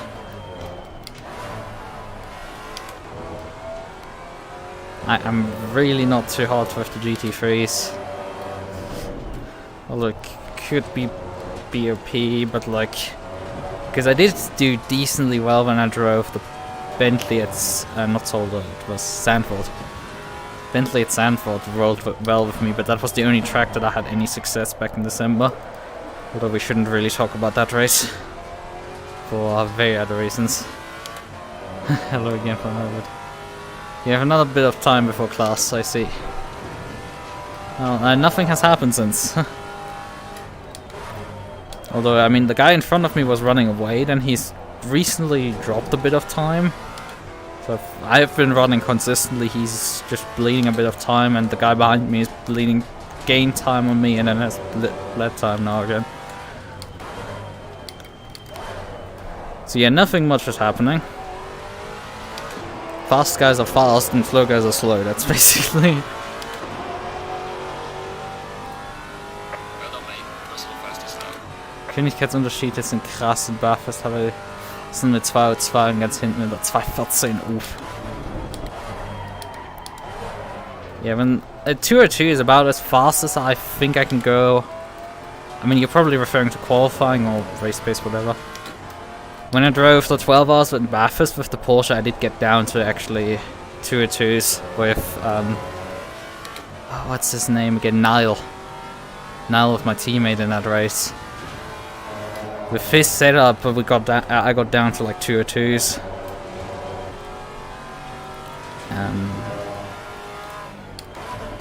But I think in the race I actually only got down to 203s. But yes, that's crazy with 214s. How fast was I again? Oh yeah, right, we had rain, so it doesn't matter with GT4s. But yeah, 214 is kind of like GT4 pace, I think. If I'm not mistaken. It's about as fast as I can do in the drive with a GT4 car. Yeah, I mean, with when I drove the, what's it called, RCI 12 hours of Bathurst back in September, October, something like that, we didn't have particularly great setup. So I was lapping closer to 206 as 205, so that was a lot worse. That's the problem with the Porsche, it's so stupidly setup dependent. It doesn't depend on your skill really, it depends on... And you can't really tell. It's the bigger problem. Like, I was trying to tweak Niall's setup because Niall's setup came with max rear wing, and I was like, okay, I'll slash that off, and I'm getting a bit of straight line. Yes, I did. But for some reason, I drive through like 4 corners. It feels completely the same, but I lose over the span of multiple corners like a hundredths of a second or so.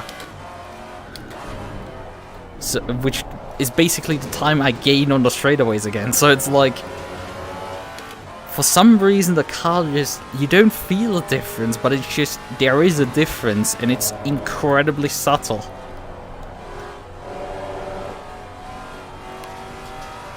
You have to sort of like min-max the cars in that sense, and that's stuff I do not enjoy doing, because it's just luck and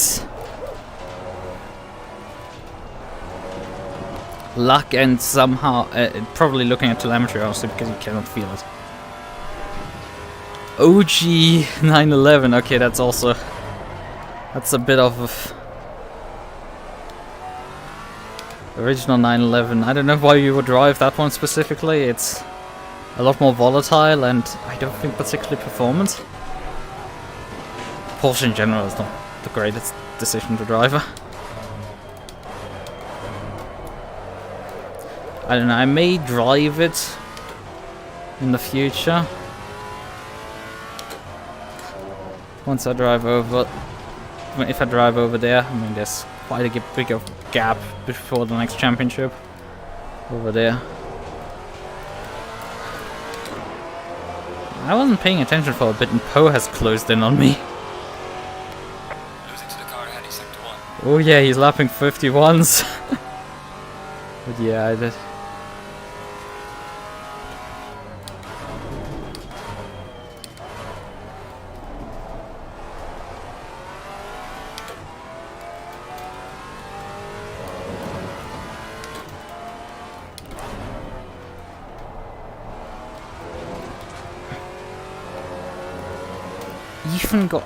Ethan got murdered? I mean, you were there when I took out Van der Katzberg. You were still there when I murdered him, so... Oh, resident fast but inconsistent McLaren driver.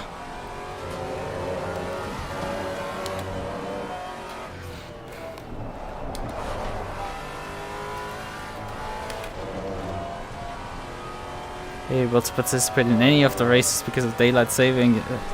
Saving starts earlier here in Canada. Well, daylight saving should, I think, next week switch for us back, so the races would be an hour later again. An hour earlier, whatever. I was like, it should be back to normal in like 2 weeks time. In 2 weeks time. I think it's not next week, but like, I think you have to wait another week before it fixes itself.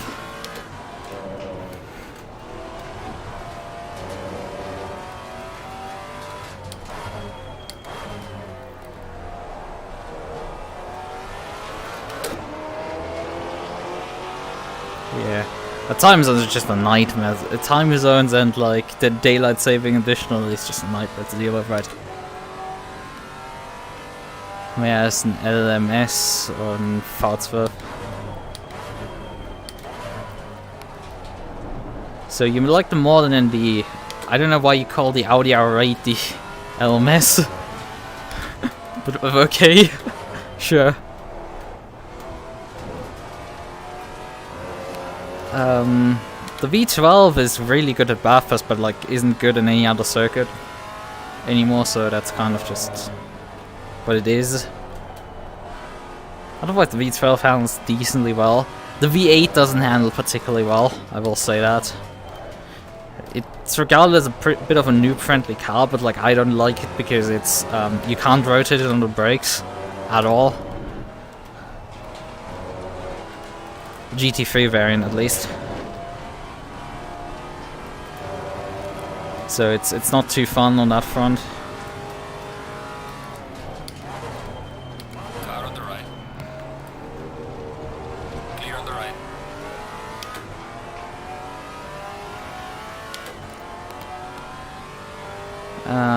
T300. Yeah, I'm using a T300. Still using T300. I mean, I've been at this point considering for years to replace it. But when my rim, I had the like $100 Ferrari GTE rim. Okay, he's coming into the pits to do his pit stop because, which is sensible. He's doing an undercut. Should probably respond next lap. Gaining on the car ahead in sector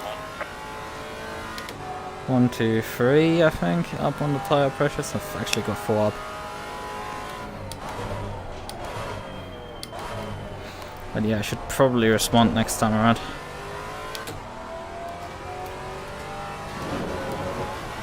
One word, long first gear on the V12. I've driven the V12 a bit. I've driven the R8 and the...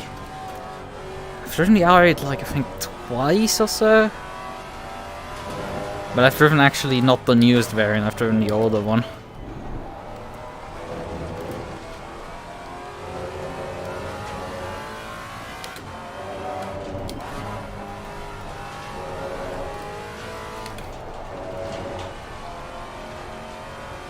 Right, I need to focus right now. From the V12 to the Audi. What I don't understand is like that you're not driving the newer Porsche then. That you're driving the old one specifically. Or is it just because permission to run the newer one? I don't know. I personally use obviously the newer one because it's newer and honestly like easier to handle. I drove the older one actually once, of the older Porsche once. No race. Okay, that's not good. Speed limiter works on this car compared to other ones. That's okay. I think that's fine. We're halfway through, keep pushing.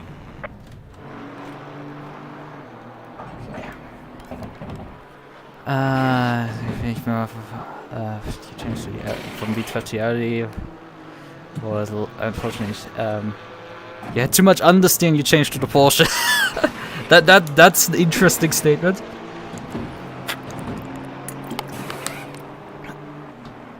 Considering how understeery the Porsche is.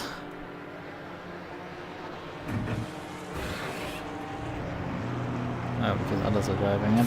Mandatory stop is not there. No, there's Katzberg. Also in. Stay clear of the curbs.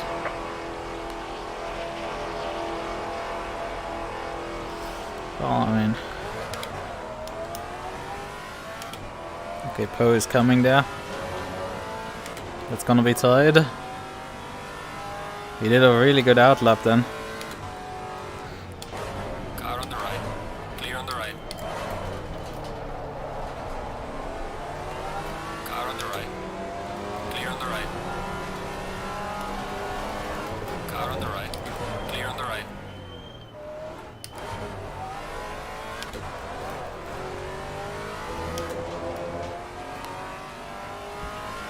I mean, honestly, like, where did... I was trying to just get not hit the curb there.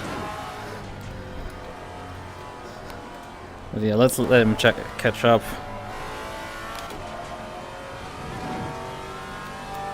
I was still on the outside there, that's...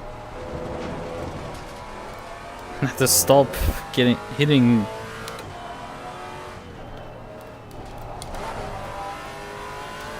Oh, there's a lot of stuff happening. Not doing too hot.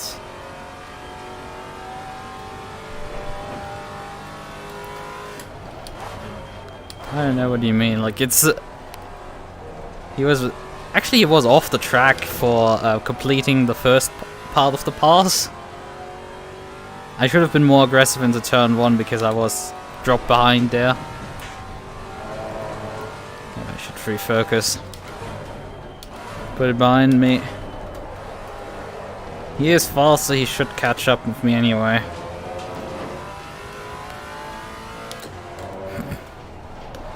I'm impressed that he actually was that fast on his outlap. The outlap he should have suffered a bit more.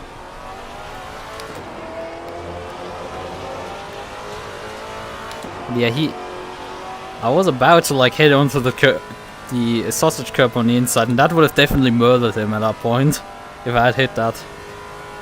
No chance of survival for him.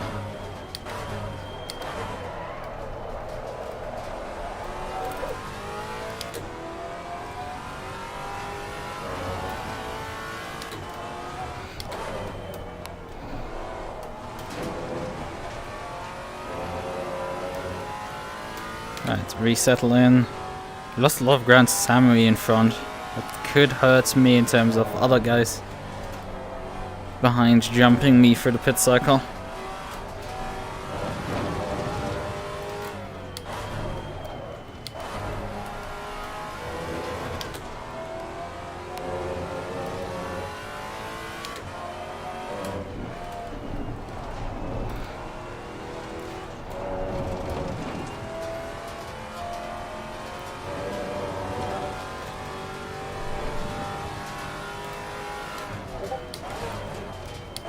Someone pinged me on Discord. Maybe it's Katzberg. He has any right to complain about what happens. But on the other hand, yeah, I think that's probably still on me, but I don't know. Felt like I was kind of just... If I wanted to fight for that position, I was just left out to hang a bit.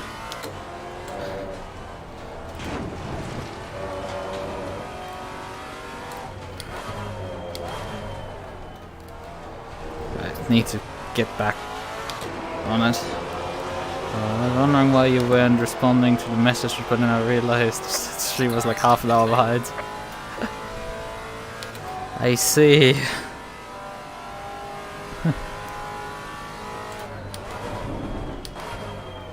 Yeah, I mean, if you pause the stream and then resume it, it's gonna resume where you paused it. That's just how it works, kind of.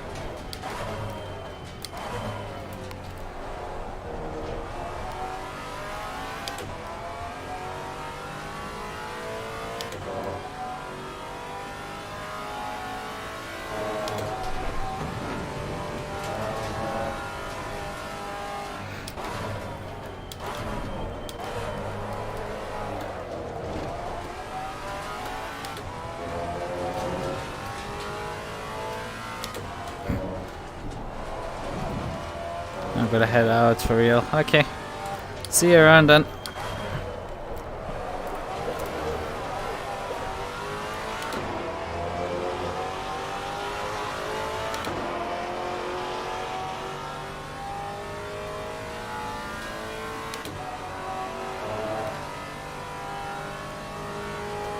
I'm not running the hottest laps right now. So he's closing in again.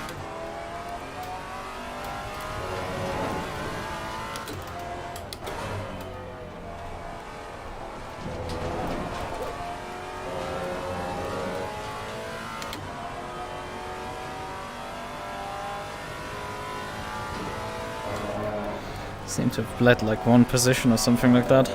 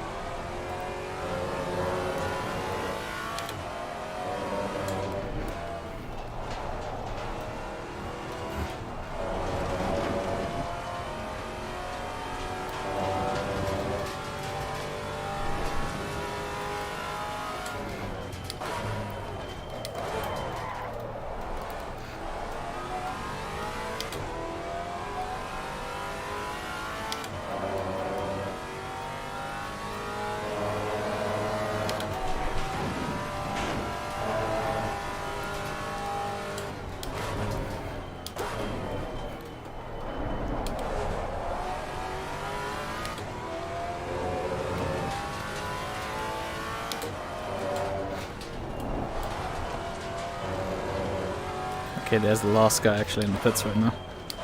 Fourth man.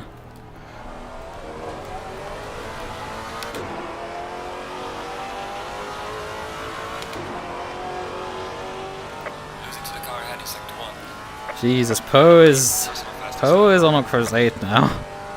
We put a sub 51 in.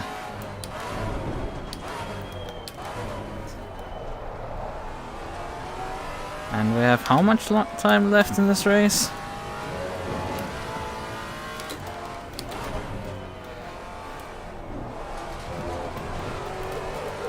"21 minutes."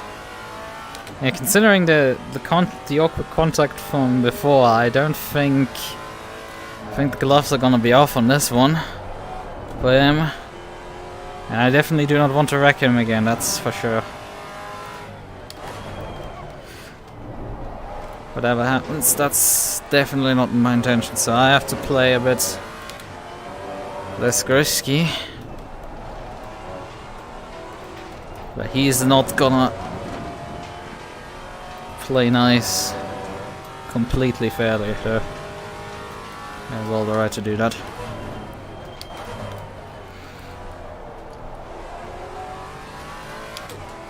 Interesting enough, he is actually not gaining on this lap. Or not so far.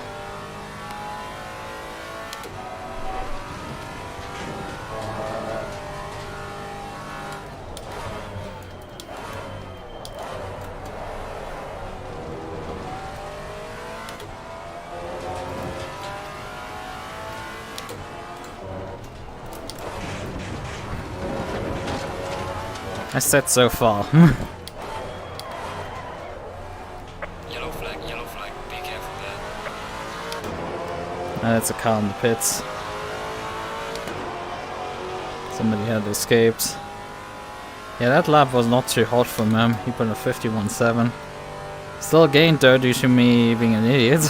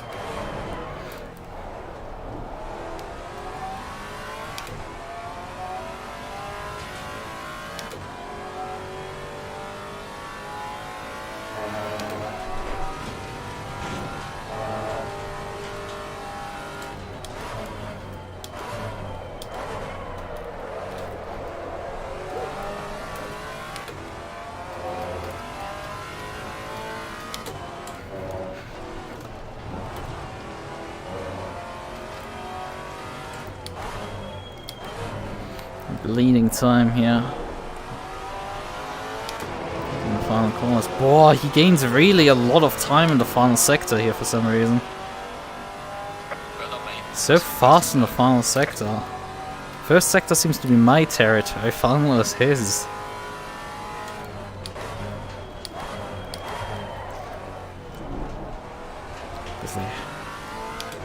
A lot of ground can be made up by him into turn 1.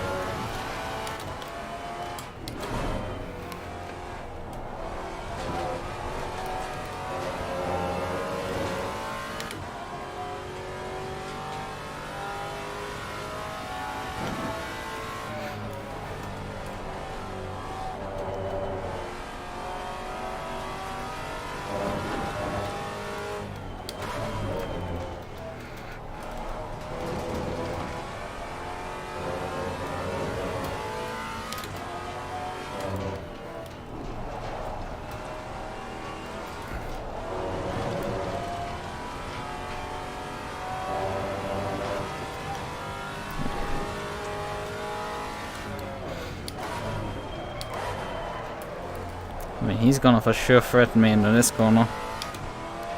Defending up here is quite difficult. Passing isn't particularly much easier either. And the pace of the other guys in front is like absolutely incredible.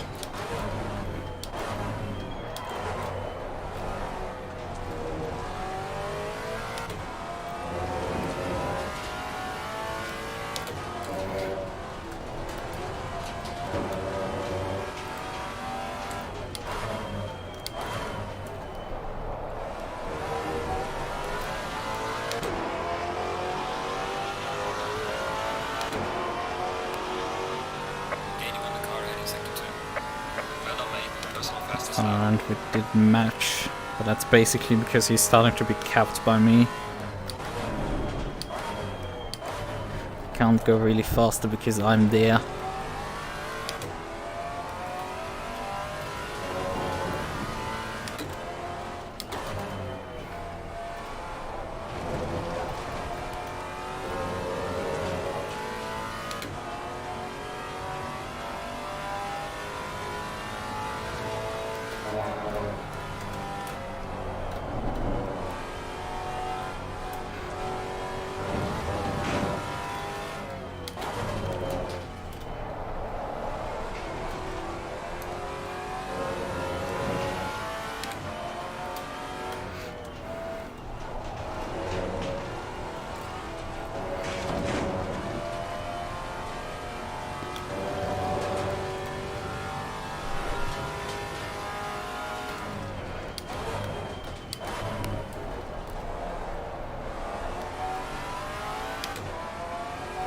would expect him to actually be closer at this point, but he occasionally just drops a bit back.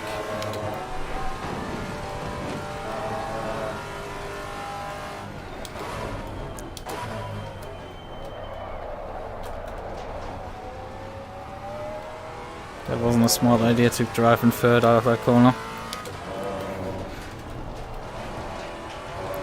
I think I'm miles off the apex there. But the consequences of hitting that curb are just too big. Maserati is not the best car with curbs. Despite what people might think. Genuinely isn't that great with them.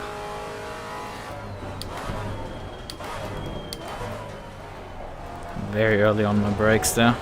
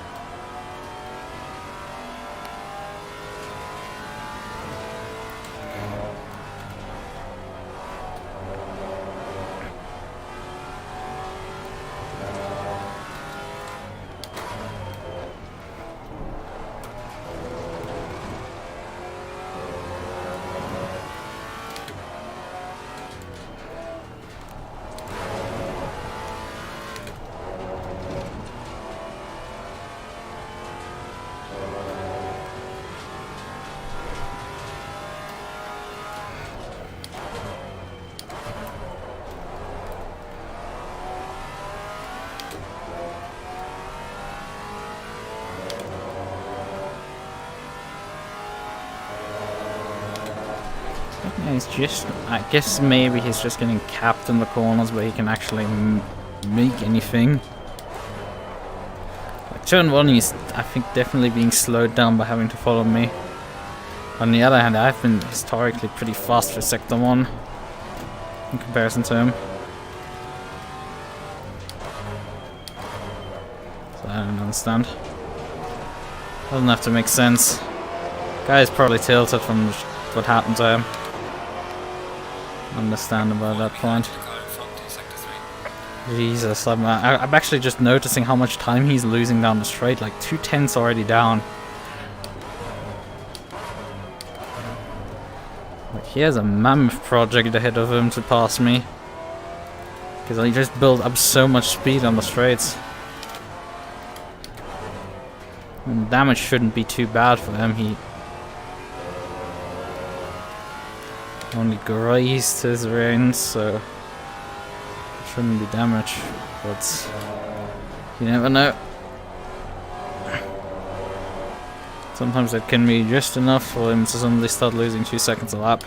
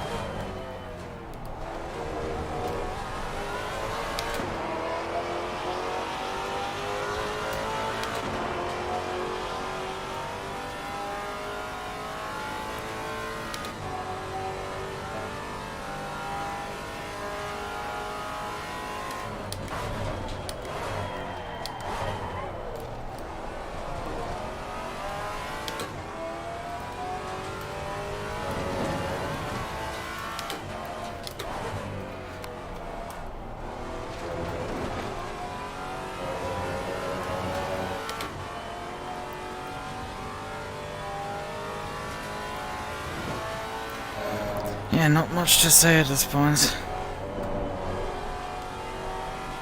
gap behind ebb and flows. I need to stay focused and not make a mistake, because once I make a mistake, he's through. But like, otherwise, he doesn't really have a chance to threaten me. I think his problem is he can close down me in certain sections, but then another straightaway happens and I just run from him. Also, I think he just made a mistake, so...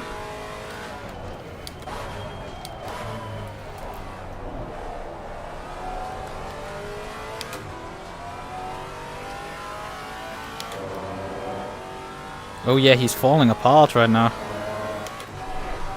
Dropped 2 seconds this lap.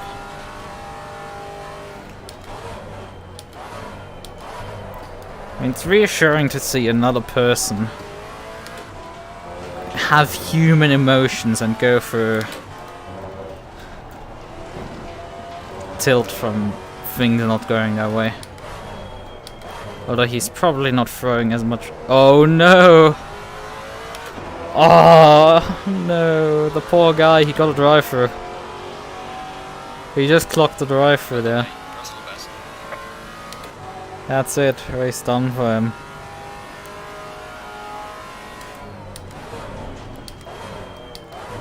Now I feel really bad about it, but like, as I wanted to finish saying, like, he's probably not throwing as much profanity as I do when things don't go my way when I tilt. Which he's more than entitled to. He should have probably finished a bit further up the order, but...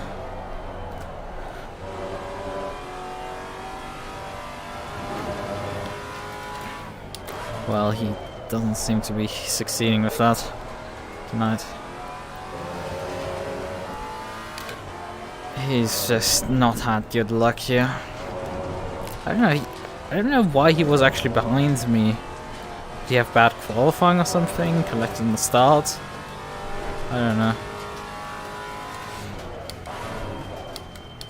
I mean, he's usually mixing it up in the top 5. A really good driver, really fast. Well, that's just not right. It's gonna bleed, I think, at least like 4 positions or something.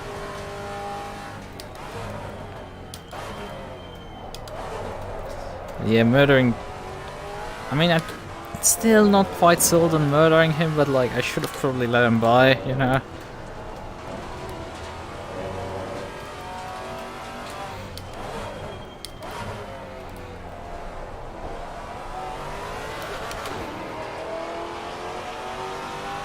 Yeah, he's in the pits.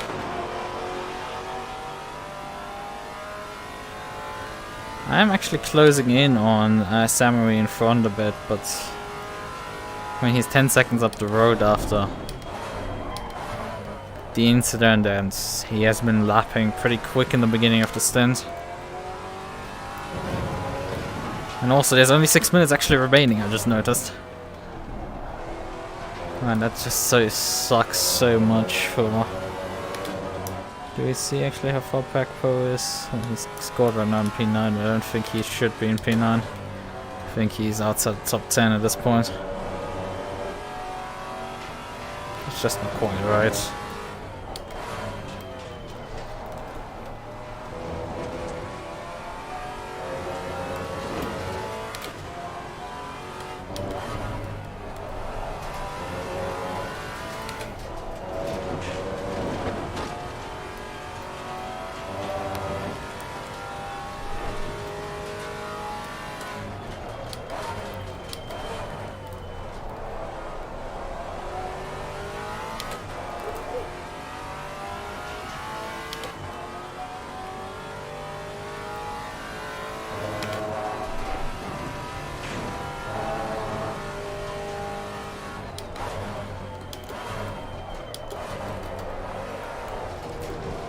DS, one of the server split drivers.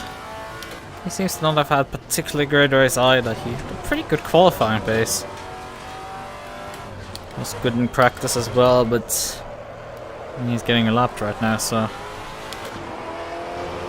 if I don't know how far back 24th is actually. His last lap was a 55, so that's It's not too great. Car on the right. Clear on the right. Maserati and Maserati.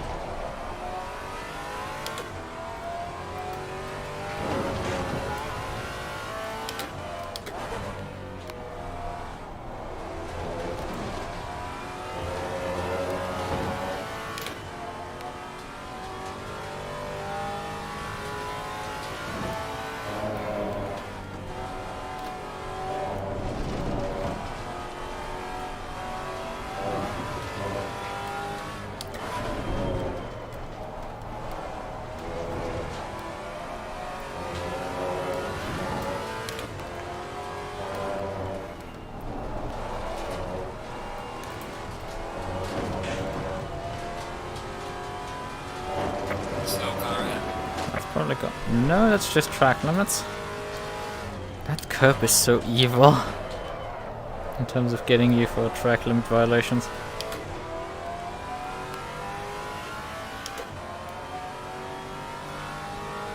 I think Samui lost quite a bit of time due to having to lap traffic.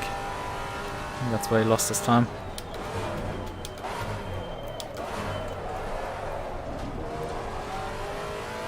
Hey, I think we lapped this guy in front of us already before once. With his Pepe at the back.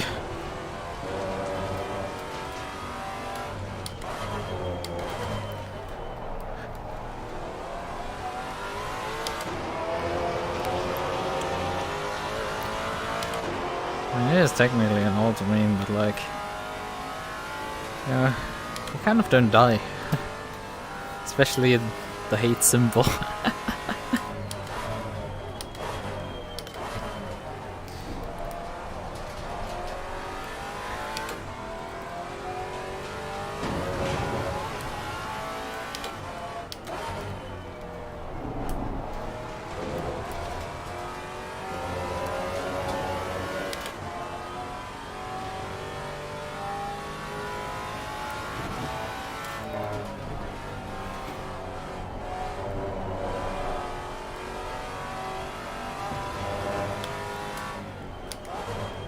I was about to say that might be a fight for position boiling up here in the last 2 minutes, but nah. Sinfant is P23, the count front is P26. He's lapping the other one. He's lapping lane, so that's fine. I don't need to back out. Ooh. Okay, thank you, but like I didn't expect that. I am not under any time pressure right now. Main competitor has taken a drive through. There was a odd bump.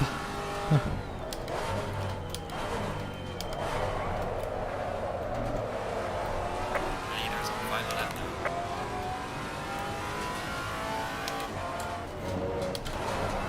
now. Honest to God, you did not need to do that. That was a very terrible idea. Very dangerous. Don't ever do that again. I understand you're not in a race at all anymore, but it's just carry on with your corner and let us by on the straight. You know, we're heading anyway on the final lap. Not much is gonna happen. Yes, Sinfan could be caught by P24 Diaz. But honest to God, neither of you are going particularly fast to actually pull that off.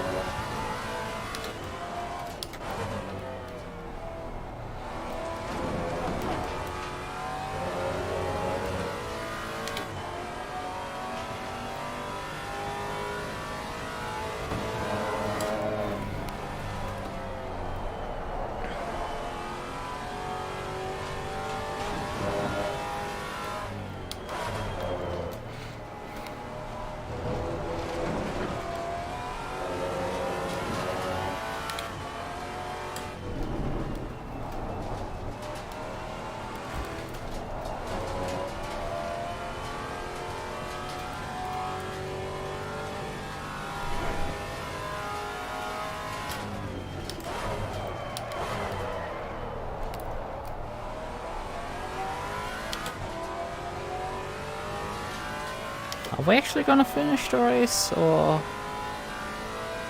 I mean, time has expired now. Question is how far in front the race leader is.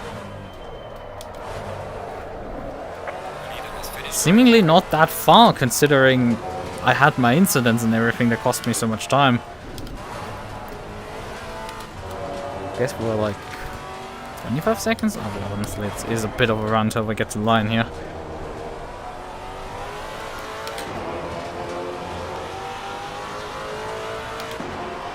Yeah, go figure. Right, mate, race is over. Good job, you did the best you could. Take it easy, indeed, lab. Yeah. I mean, P6 is great, but like the problem is how bloodstained that one is. There's so much blood on this one. That's not happy. I think I could have totally kept Poe and Bay, but like... not that way. That shouldn't have happened.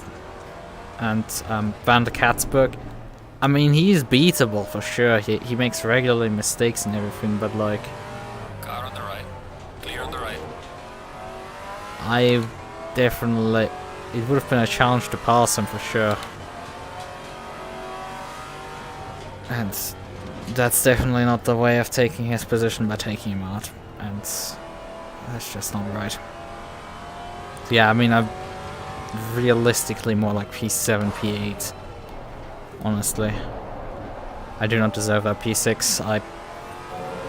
There's two cars that... I mean, one probably for sure should be considered in front of me, the other one... I mean... you should have put a challenge in. So yeah, we have actually a result. Paul finishing P9. It's actually a decent comeback, and he just missed out on getting... no, he didn't just miss out, it was Jürgensen missing out on Morata. Where is Van der Katzberg P14. Yeah, his race was an absolute write-off. He should have finished at least in the top 10, honestly. Irrelevant of if I got past him or not. Top 10 or P6. Somewhere in between those positions I think he should have gone. How it ended, that's not right, and that remains the same. Remains my position.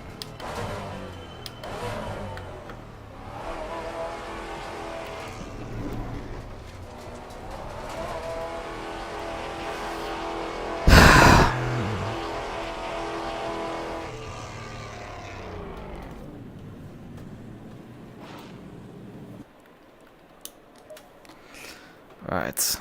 That wasn't right. I mean, the result was good. It's just not right how I acquired it.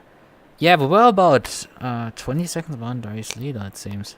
Yeah, what was like 23 seconds?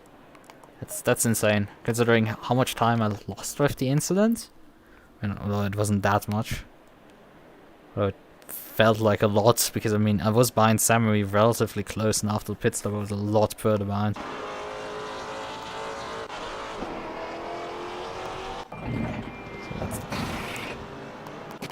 Pit stop.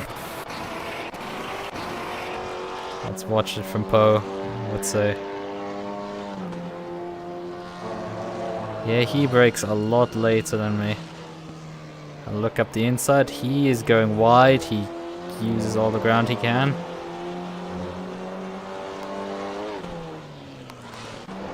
Yeah, I mean, I'm not really alongside anymore. I can't make actually a case for having that line. I'm not alongside enough.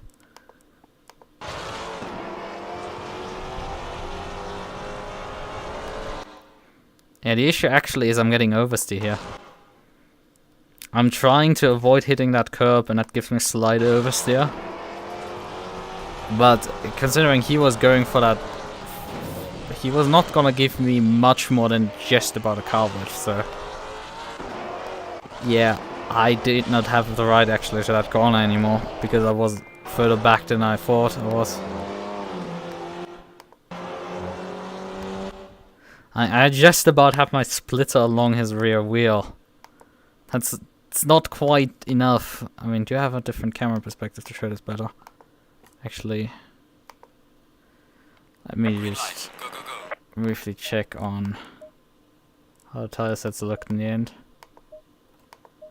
Thurstmaster 3 had some light flat spots in the front left, and Thurstmaster 4 had some less light.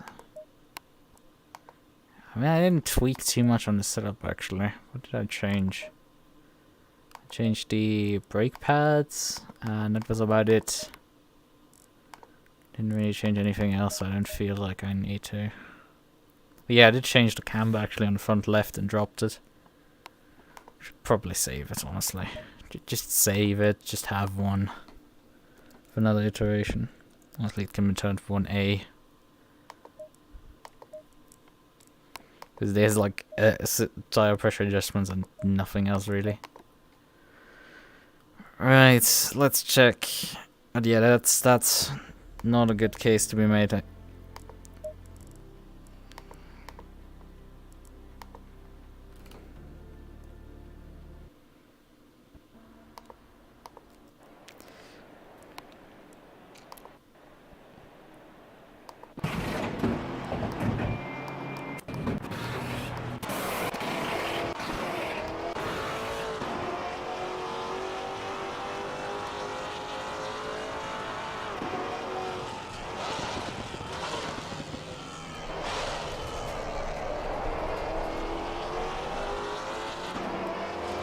Yeah, when we want to actually go into the hood cam of my car.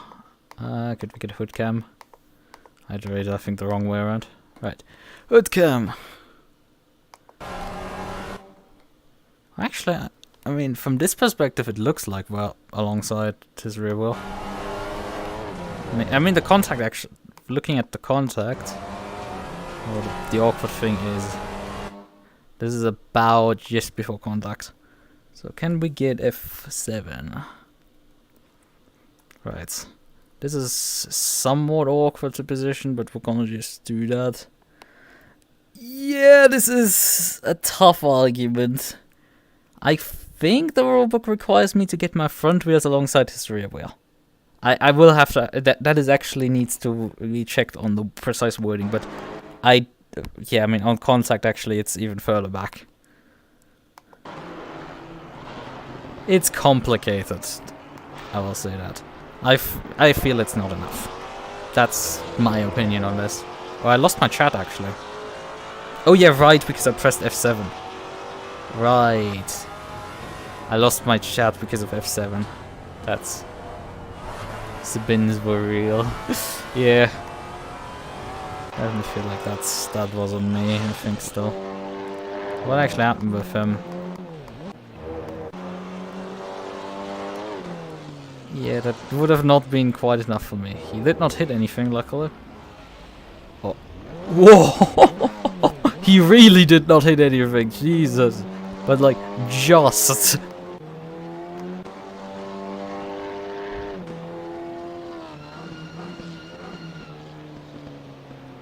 He hasn't closed up that much, and like, as soon as I go into power, he's like, powerless against me. Pun intended.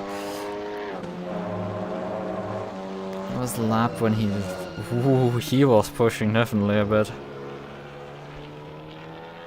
Yeah, but no exit speed on this one.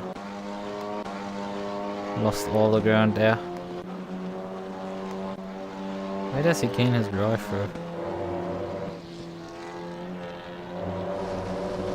I think this lap it is.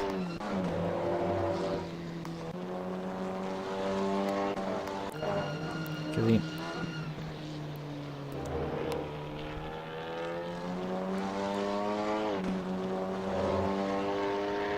watch that. I want to see him at least get his drive through. Oh yeah, that's a bit wide. That might get a track cut.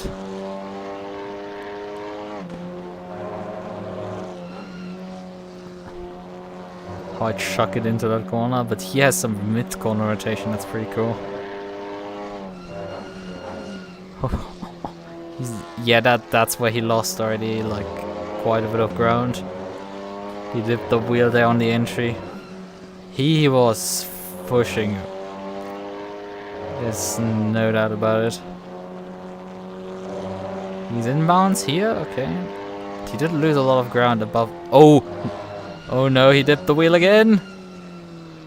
and when gravel trapping, that's the explanation how he lost so much ground there. So where does he... I'm pretty sure he gets his track cut on the final corner. On the penultimate corner, that's where he gets his fourth track cut. That's where he gets his drive through. I think there's a case to be made that he probably had to... Yeah. And I think the like sector split is right there, because I did see his drive through pop up as I drove into the final corner right here. So I think this is just about the sector split. So this corner is very screwy in terms of running wide and getting track cuts for it. Yeah, he's this shorter, but at this point, that wasn't right for him. Yeah, we're gonna check obviously on lap 1 because this was interesting. We want to see the start from the back maybe, or... Actually, he did start behind me here. He didn't have a good qualifying then. Because Poe started 1 position behind me on grid. Let's see. There's the Porsche. Porsche goes alongside. Ah, that's where I had my contact. I thought I got booped from behind.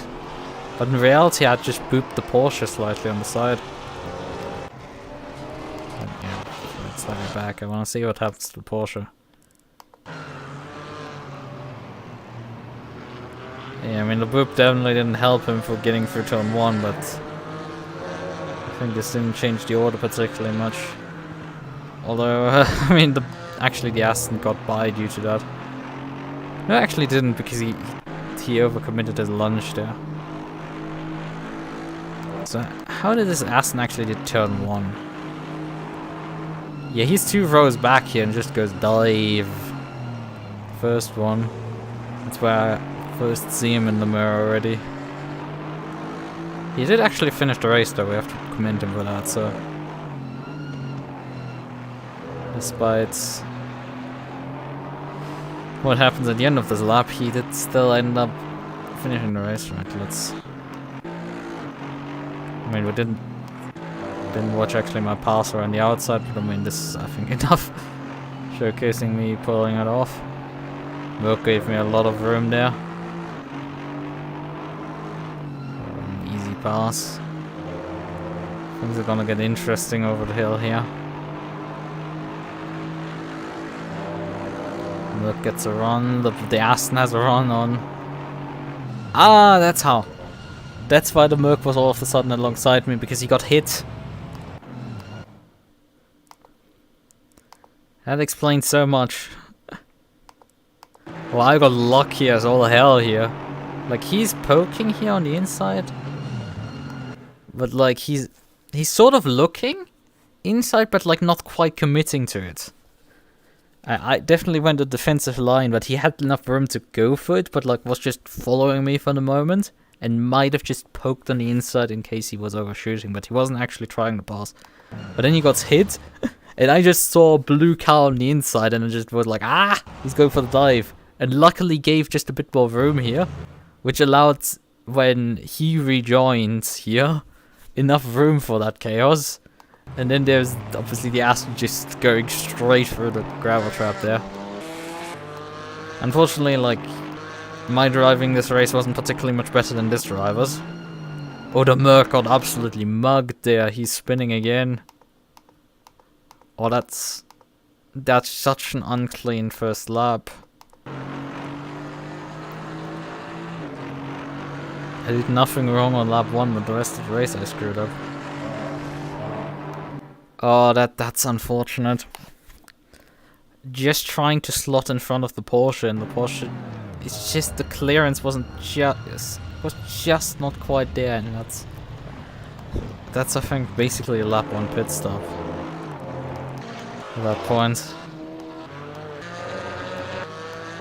Poe actually didn't get particularly well for the traffic here.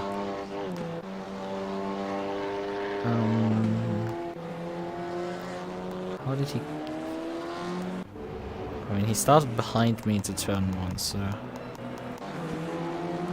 He got obviously jumped. Yeah, I mean, he's an Alpine, that's why he gets screwed. He loses immediately 2 positions off the line. There comes the Camaro on the outside. Although I think he does get the Camaro again. The Camaro on the inside backs out in this case. He gets the Porsche now, I think. No, the Porsche is alongside still.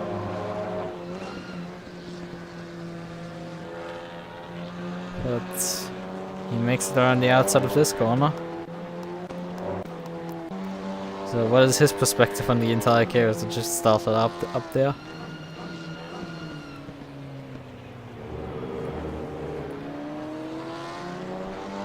I mean, as well as you can get through it at all.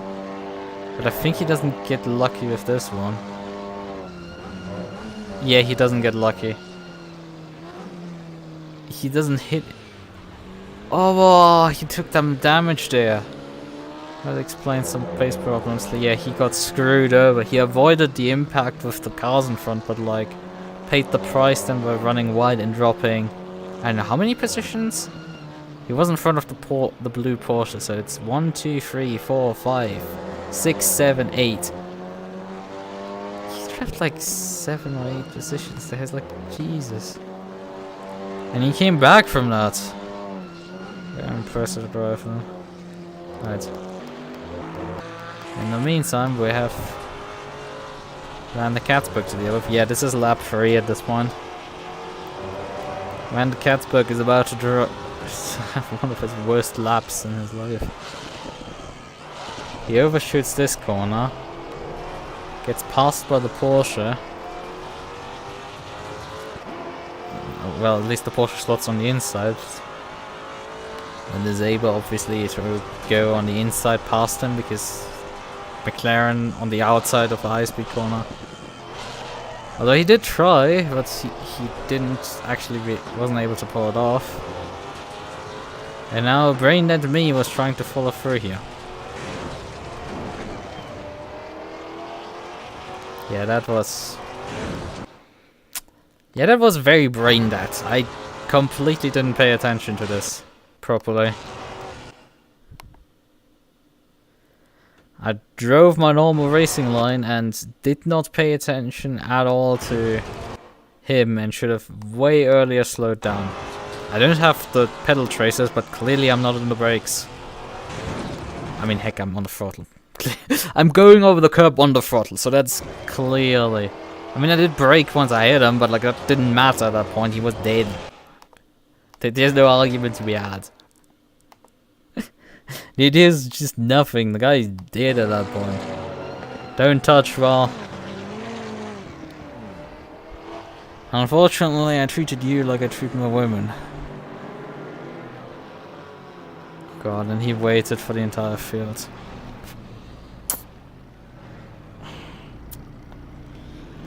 Before he even snatched a reverse gear to move like a few meters back. Oh god.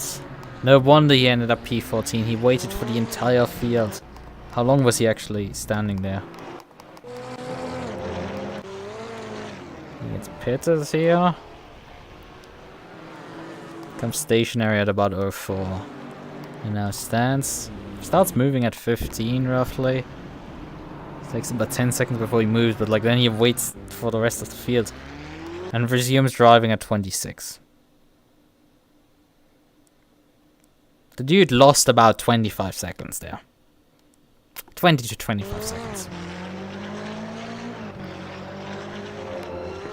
Let's be blunt at the entire field. He had to do an entire field overtaking challenge. That he ended up in P14 is a miracle at that point.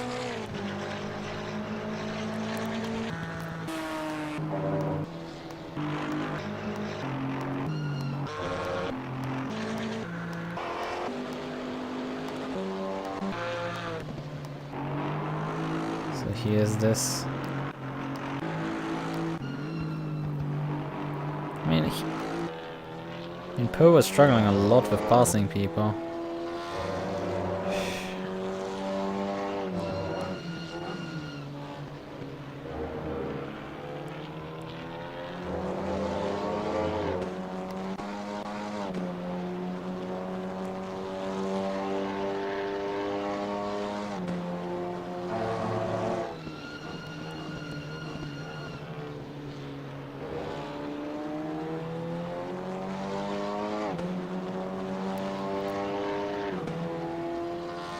When is he actually passing?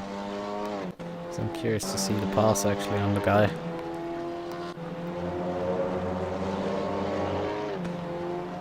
Exits right behind him, tries to look up the inside, but this is an aggressor driver, he's not gonna let him go there. And then just sweeps around the outside.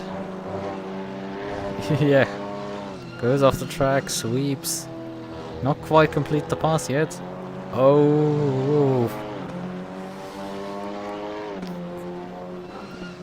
Yeah, that's not nice.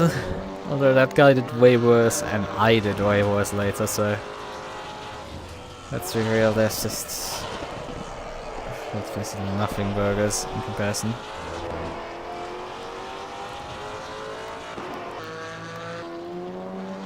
But not let him back up to the position that was basically right behind me. He just needed to dispose of the Porsche at that point. Or the Porsche disposed of himself.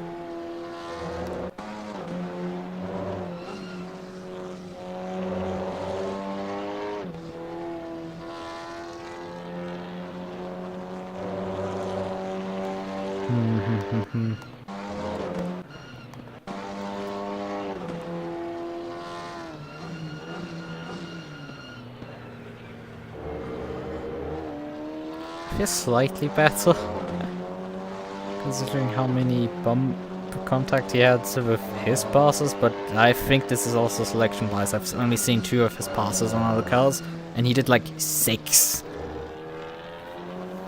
Do I now need to look at all the others to make sure that I'm not having selection bias now against him? Because I don't want to put that on him. I'm sure he can race cleaner than this, and I know I can, and what I did is significantly worse than he did. He did bump and runs on drivers that were he was gonna pass anyway. It's fine.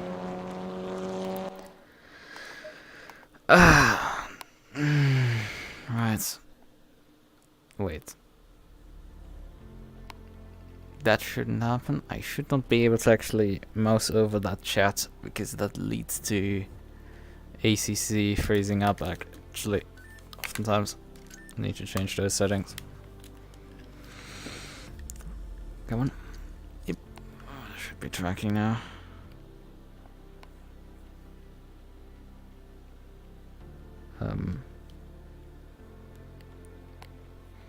I'm not sure. Oh, it's showing the settings down here.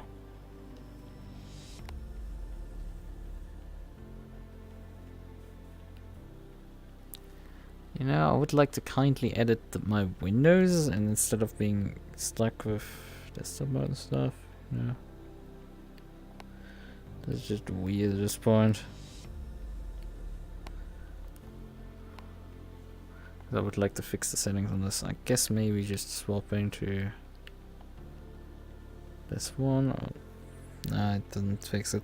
I mean, I have one trick actually up my sleeve, which is going here, switching this. And then setting here. Block cursor input. Yeah, it's on that window. Oh wait, that's the wrong one. That's my... This is my chat. Block cursor input. Okay, let's... Because I want that setting turned on. Because then I... Because if I only have my headset, mousing over will... Yeah, that's what I... I mean, can you actually see that? Yeah, you can see the game frozen at this point. When I mouse back out of my window, it unfreezes. But I think this is in part because I have a desktop window right now open.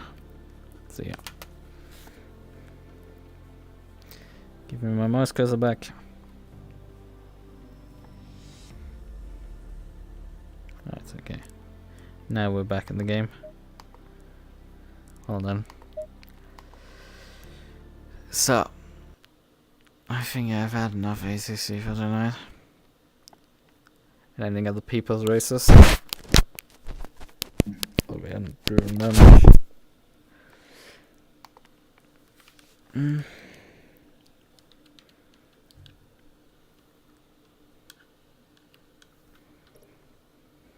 So, actually something I had wanted to show, but like I guess Might just try it another time. I got a ping. Oh, that was him. Oh yeah, that's a VTuber series, I see. Yeah, I've been promoted that one. Epic Shiva or Lonely Atalaya sent me that one. VTuber Le Mans for bringing you around 6 hours of 4 6 hours, 6 rounds of 4-hour pure racing. It's like, yes, it's multi-class. Yes. Although it's the question of like who I can get for that. And when they actually run them. Well, I mean, I have seen them there's events on my event list. It's just, I mean, that they changed to that single events is, doesn't list all events in general is a bit annoying, but it's also a bit useful for people. Like, it's difficult to find, like, oh yeah, well, what championships are gonna be run in this community. It's like, what races are this week? It's like, oh, these. Like, yeah, I can just then sign up. The GT series starts in April. Late April. There's just so much time left. Usually whenever we get back, and the IVGTC 6. That one is that has 1 round remaining. That's 25th of March.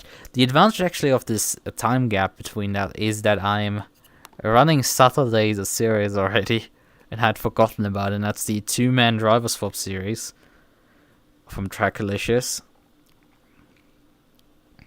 But that one is 6 rounds and it runs 25th of March, 1st of April, and 8th of April. So I can actually still drive that. I am signed up for that one with Bentley again, so let me just check that I actually knew correctly. That's 3 races. Yep, it is. Those are 2-hour races that you can do solo. So I like doing those. But yeah, that's there.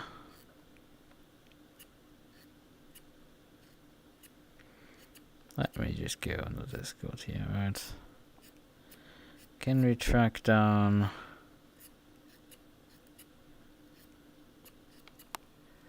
the Boatley here? I'm signed up currently. I mean, last time around I was signed up with, back in January, I've signed up with the, what's it called? What boat? I was signed up with the Writer. Because I had previously driven in a certain championship that shall be not named due to what happened at the end of it, or what I committed more to give that hint. I don't want to talk about that. Like I drove a boat there with like a kind of cool livery design. So I realized on race day for the first round of the 2-man championship in January that like, oh wait, I'm still signed up with the Writer, which I had put there as a placeholder. And it's like, yeah, I mean, it's funny enough to troll people with the right, but like, I'm not gonna do that for... No, I'm not gonna do that for a 2-hour series, thank you very much. I ended up trolling people anyway with my boat, because I was the only driver who signed up with a boat, and then I, every single race missed qualifying due to various reasons. Round 1 is because I messed up the time zones and when the race starts, so I was like, yeah, I'm gonna join about halfway through qualifying as usual, and then I joined in while they were in the formation lap. So that was a bit fun. On Silverstone, I joined during qualifying. Silverstone was actually on my birthday, so I didn't actually expect to make it that round, but it worked out that the guests actually left just in time for me to like rush upstairs, rush into my set up my stuff, and make it just at the end of qualifying. Not enough time to settle up, but still get in. And Nürburgring, I think, also just for some reason worked out the way that I had no time to actually do qualifying. So like I ended up. I think I had enough time to do an outlap to test the setup. That was about it. And then the final round at Watkins Glen, I got screwed over because I would have made it again in time for the formation lap. Not formation lap, for just in time into qualifying. Although I would have probably been only not able to set a quali lap again, but like the ACC's matchmaking servers were down, so I couldn't join the server. And they came back just as the race went green. So I lost like 2 laps just before I even had started the race. I still drove the race and finished it, but like that just wasn't fun due to that. That like sucked a lot. So unfortunately that ended up being that. Right. I think that's about it. I'm seeing if I can plan something for the weekend. For the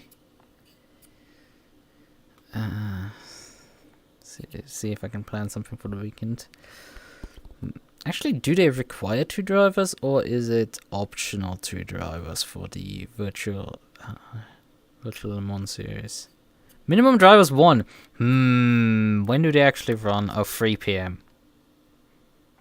Motherfuckers, why can't you not run proper time slots? God damn it. It's like, I have to team up at that point. Like, I really loved when SRXP was doing every 2 months their 4-hour race on Friday.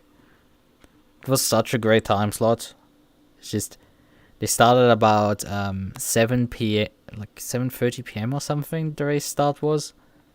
Qualifying was done during the week, so I had just into the race on qualify and then head into the race on Friday and then just run the race and you're done just before midnight. And that's perfect. Like, just you can easily do it alone and it's not in the way of most series and it's just perfect Friday time slot. And now we have to do Saturdays now and 6-hour races. I mean, it is an upgrade on one hand, but like on the other hand, I can't do them really, but so it sucks a bit. Like, it's just, I really love doing them. I did them consistently even when I wasn't racing their championship. Yeah, like 4 p.m. Server start here on this one. 4 p.m. server start. I mean, there's minimum 2 drivers anyway for this race, but like, yeah, I mean, the race still starts basically immediately because we have qualifying is done during the week again. But like 4 p.m. that means like I have 2 hours till dinner slot, and then like dinner slot is like at least till like nearly 8 p.m. on Saturdays, and it's just like I have like another 2 hours or so. So it's like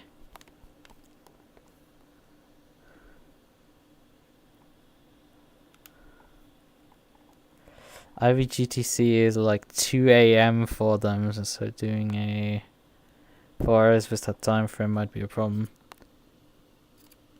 What do you mean with like 2 a.m. depending on the I mean, if you're American, it's about early in the morning for sure. The IVGTC. Or do you mean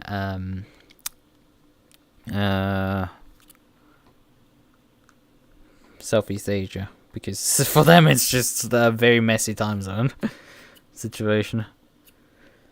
You mean Southeast Asia because that gets messy very quickly. But I mean, it's the Track EU community.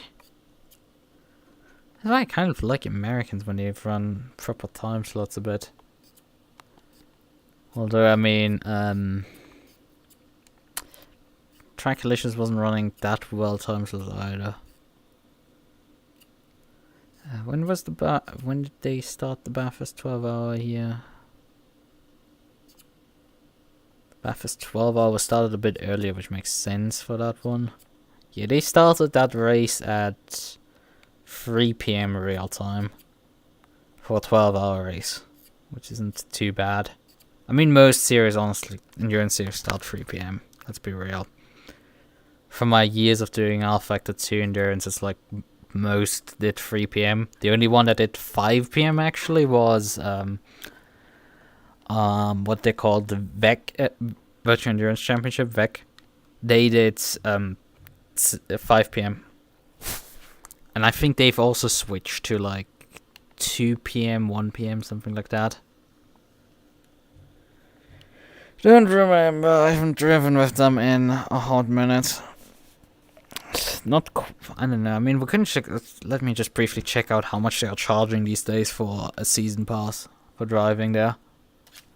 Because yes, it's a driver pays for driving, being able to. Simracing.club, I think it is. If I'm not. Yep, simracing.club. I'm still know their website off the top of my head. Right. It's a bit awkward because my cursor has to be moved like this. Can I figure out the pricing? Let me just log in. Let me just log in into the site. That shouldn't be too hard.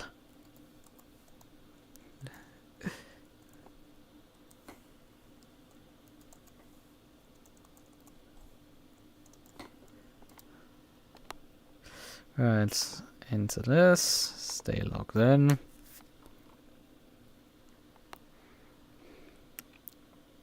So, bypass. Right. So season pass for driver to drive in the VEC, I would have to pay €36. Yeah, I think that's the server start time actually. Yeah, GTC. That's server start time, not actually race start time. Which is the interesting part. Events. I'm actually move my window right now slightly up because it's currently deciding that I want to. No, I don't want to do that. Because if I look up with my headset, it's gonna move my cursor into it, which is really annoying, and then it messes with my main cursor. Right, but if I look over here, just in term track EU championships. IVGTC. That's events start at 7:30 p.m. But that's the event start. There's 30 minutes of practice in there, which already helps a lot. In that situation to get it later. Was sensible. I think the next season is basically the same. But yeah. Like 2030, yeah. It should be doable for me. But yeah. The thing is really with VEC is like how their scheme works is like each driver that wants to drive has to have a season pass. So you pay $36 per driver. Yes, it is that downright insane. And then you have team premium. So they charge extra for teams, which the team deluxe is early bird sign up 24 hours in advance, which is basically useless. The team premium, which is €36, that actually gives you something because it's early bird sign up 48 hours in advance. Submit up to 3 liveries, so you can update your livery mid-season. And no restrictions on the window file, so you can actually change your window banner. And you can change your lineup 10 times instead of 6. And that's a pretty big thing. Because if you wanna, you can have up to 5 drivers in the championship. So you can have in each car 5 drivers. And if you need to move a driver out of a car, you get 1 move to remove him. And then 1 move to add a new driver. So you can change only like 3 drivers out. You can remove 3 drivers and add 3 new ones to a car. That's fun. I've definitely paid for that once. But yeah, €36 to drive a single season with them as a driver. And they have a new team, Ultimate Team, where they give you a private practice server for €100 for your team. That's nuts. How many races actually are this season? Let me check. Schedule. Oh, your website is terrible. I fucking hate you, guys. Because if you go touchscreen input on that, it will... Oh, come on. Stop doing that. Let me schedule. Right. Schedule. So, it starts back in August. Which, yes, I would have to pay full price still, despite it being halfway through the season. So, back in August with the actually one preseason race only. 2 hours of Monza, then a 6-hour race of Monza in August. October was 8 hours of Spa. December was 6 hours of Laguna Seca. February was 12 hours of Daytona. March was actually 6 hours of Road America. 8 hours of Fuji in April. 4 hours of Bahrain. And then 24 hours of Le Mans, the final race of the season, race 8. At least they give you an 8-race season this season. I think the last season I ran... I don't know, it wasn't last year. I don't think I drove last season. I drove the season before that. I would have to actually check. I don't think... Yeah, it's season 14. I thought I drove in season 13. I definitely think I drove season 13. Still in fall. Don't know. Right, I got to go into the results page. Yeah, it's season 15 actually. We're on season 15, so I did drive season 13.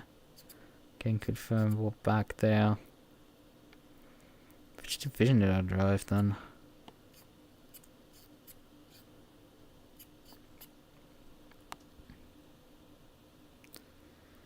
Because I think I still drove ground effect then.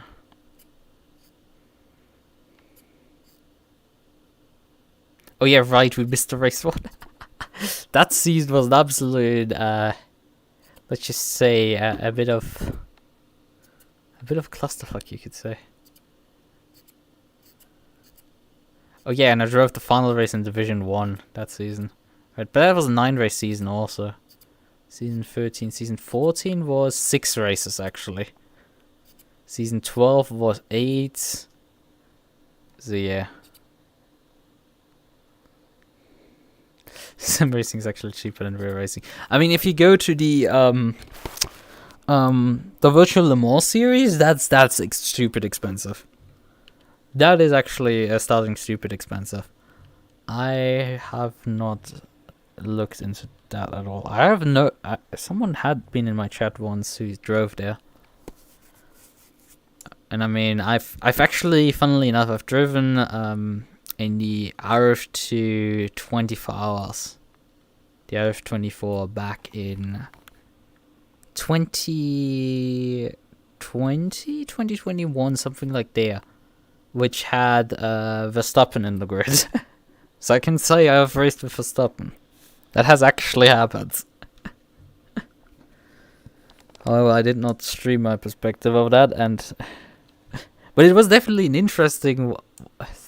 The interesting encounter with him was like on the practice server, me just like heading towards the Porsche curves with my GT car, and then there's I know it's an LMP2, but like it wasn't loaded in because it's R factor 2 and cars, you need to be in the pits for cars to load in, so it was a yellow box. But like I see a yellow box approaching at high speed, I'm like, no, you're not gonna pass me around the outside now, do you? It's like, that's gotta be stupid. It like the car just swoops by, just somehow glued to the ground, just swoops by, and I'm just like, what? And I look up and it's like Verstappen. I'm like, okay, that explains something.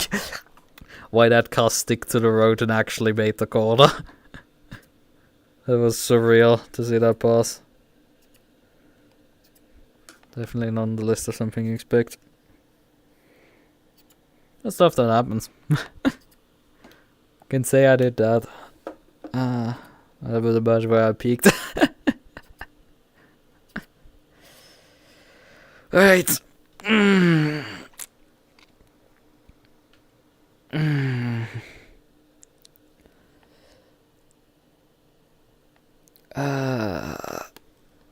Good. That's it. I mean, I could show something that I got the other day before I go off. Let me pull up my OBS so I can see. Honestly,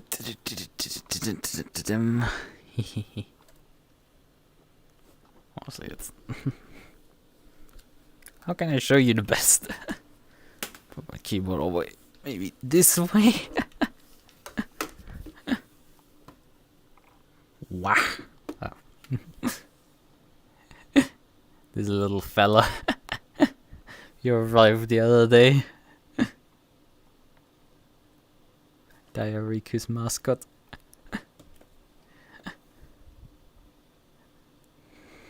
He's very top heavy, so you can't actually stand him upright, but like very adorable, very plushable.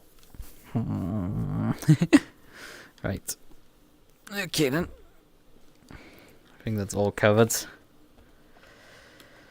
Alright, I'm gonna see if I'm gonna run on some Saturday.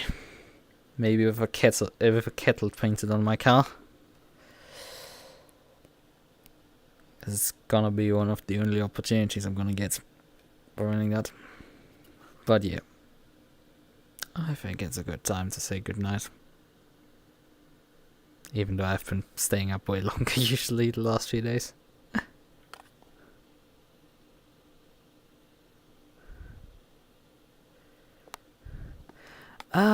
If my model would have a racing suit, definitely probably purple as well on there. Purple with white stripes most likely. Pretty sure I would do that. But I have to touch up this model anyway. It's over a year, I think 1.5 years old at this point. When I made it and I haven't done any touch-ups on it at all. And it definitely needs some. There's a lot of clipping and stuff on it. I've used. I'm not even using it that much in VR chat anymore. So I just use it for streaming at this point. Right. Okay. Bye bye.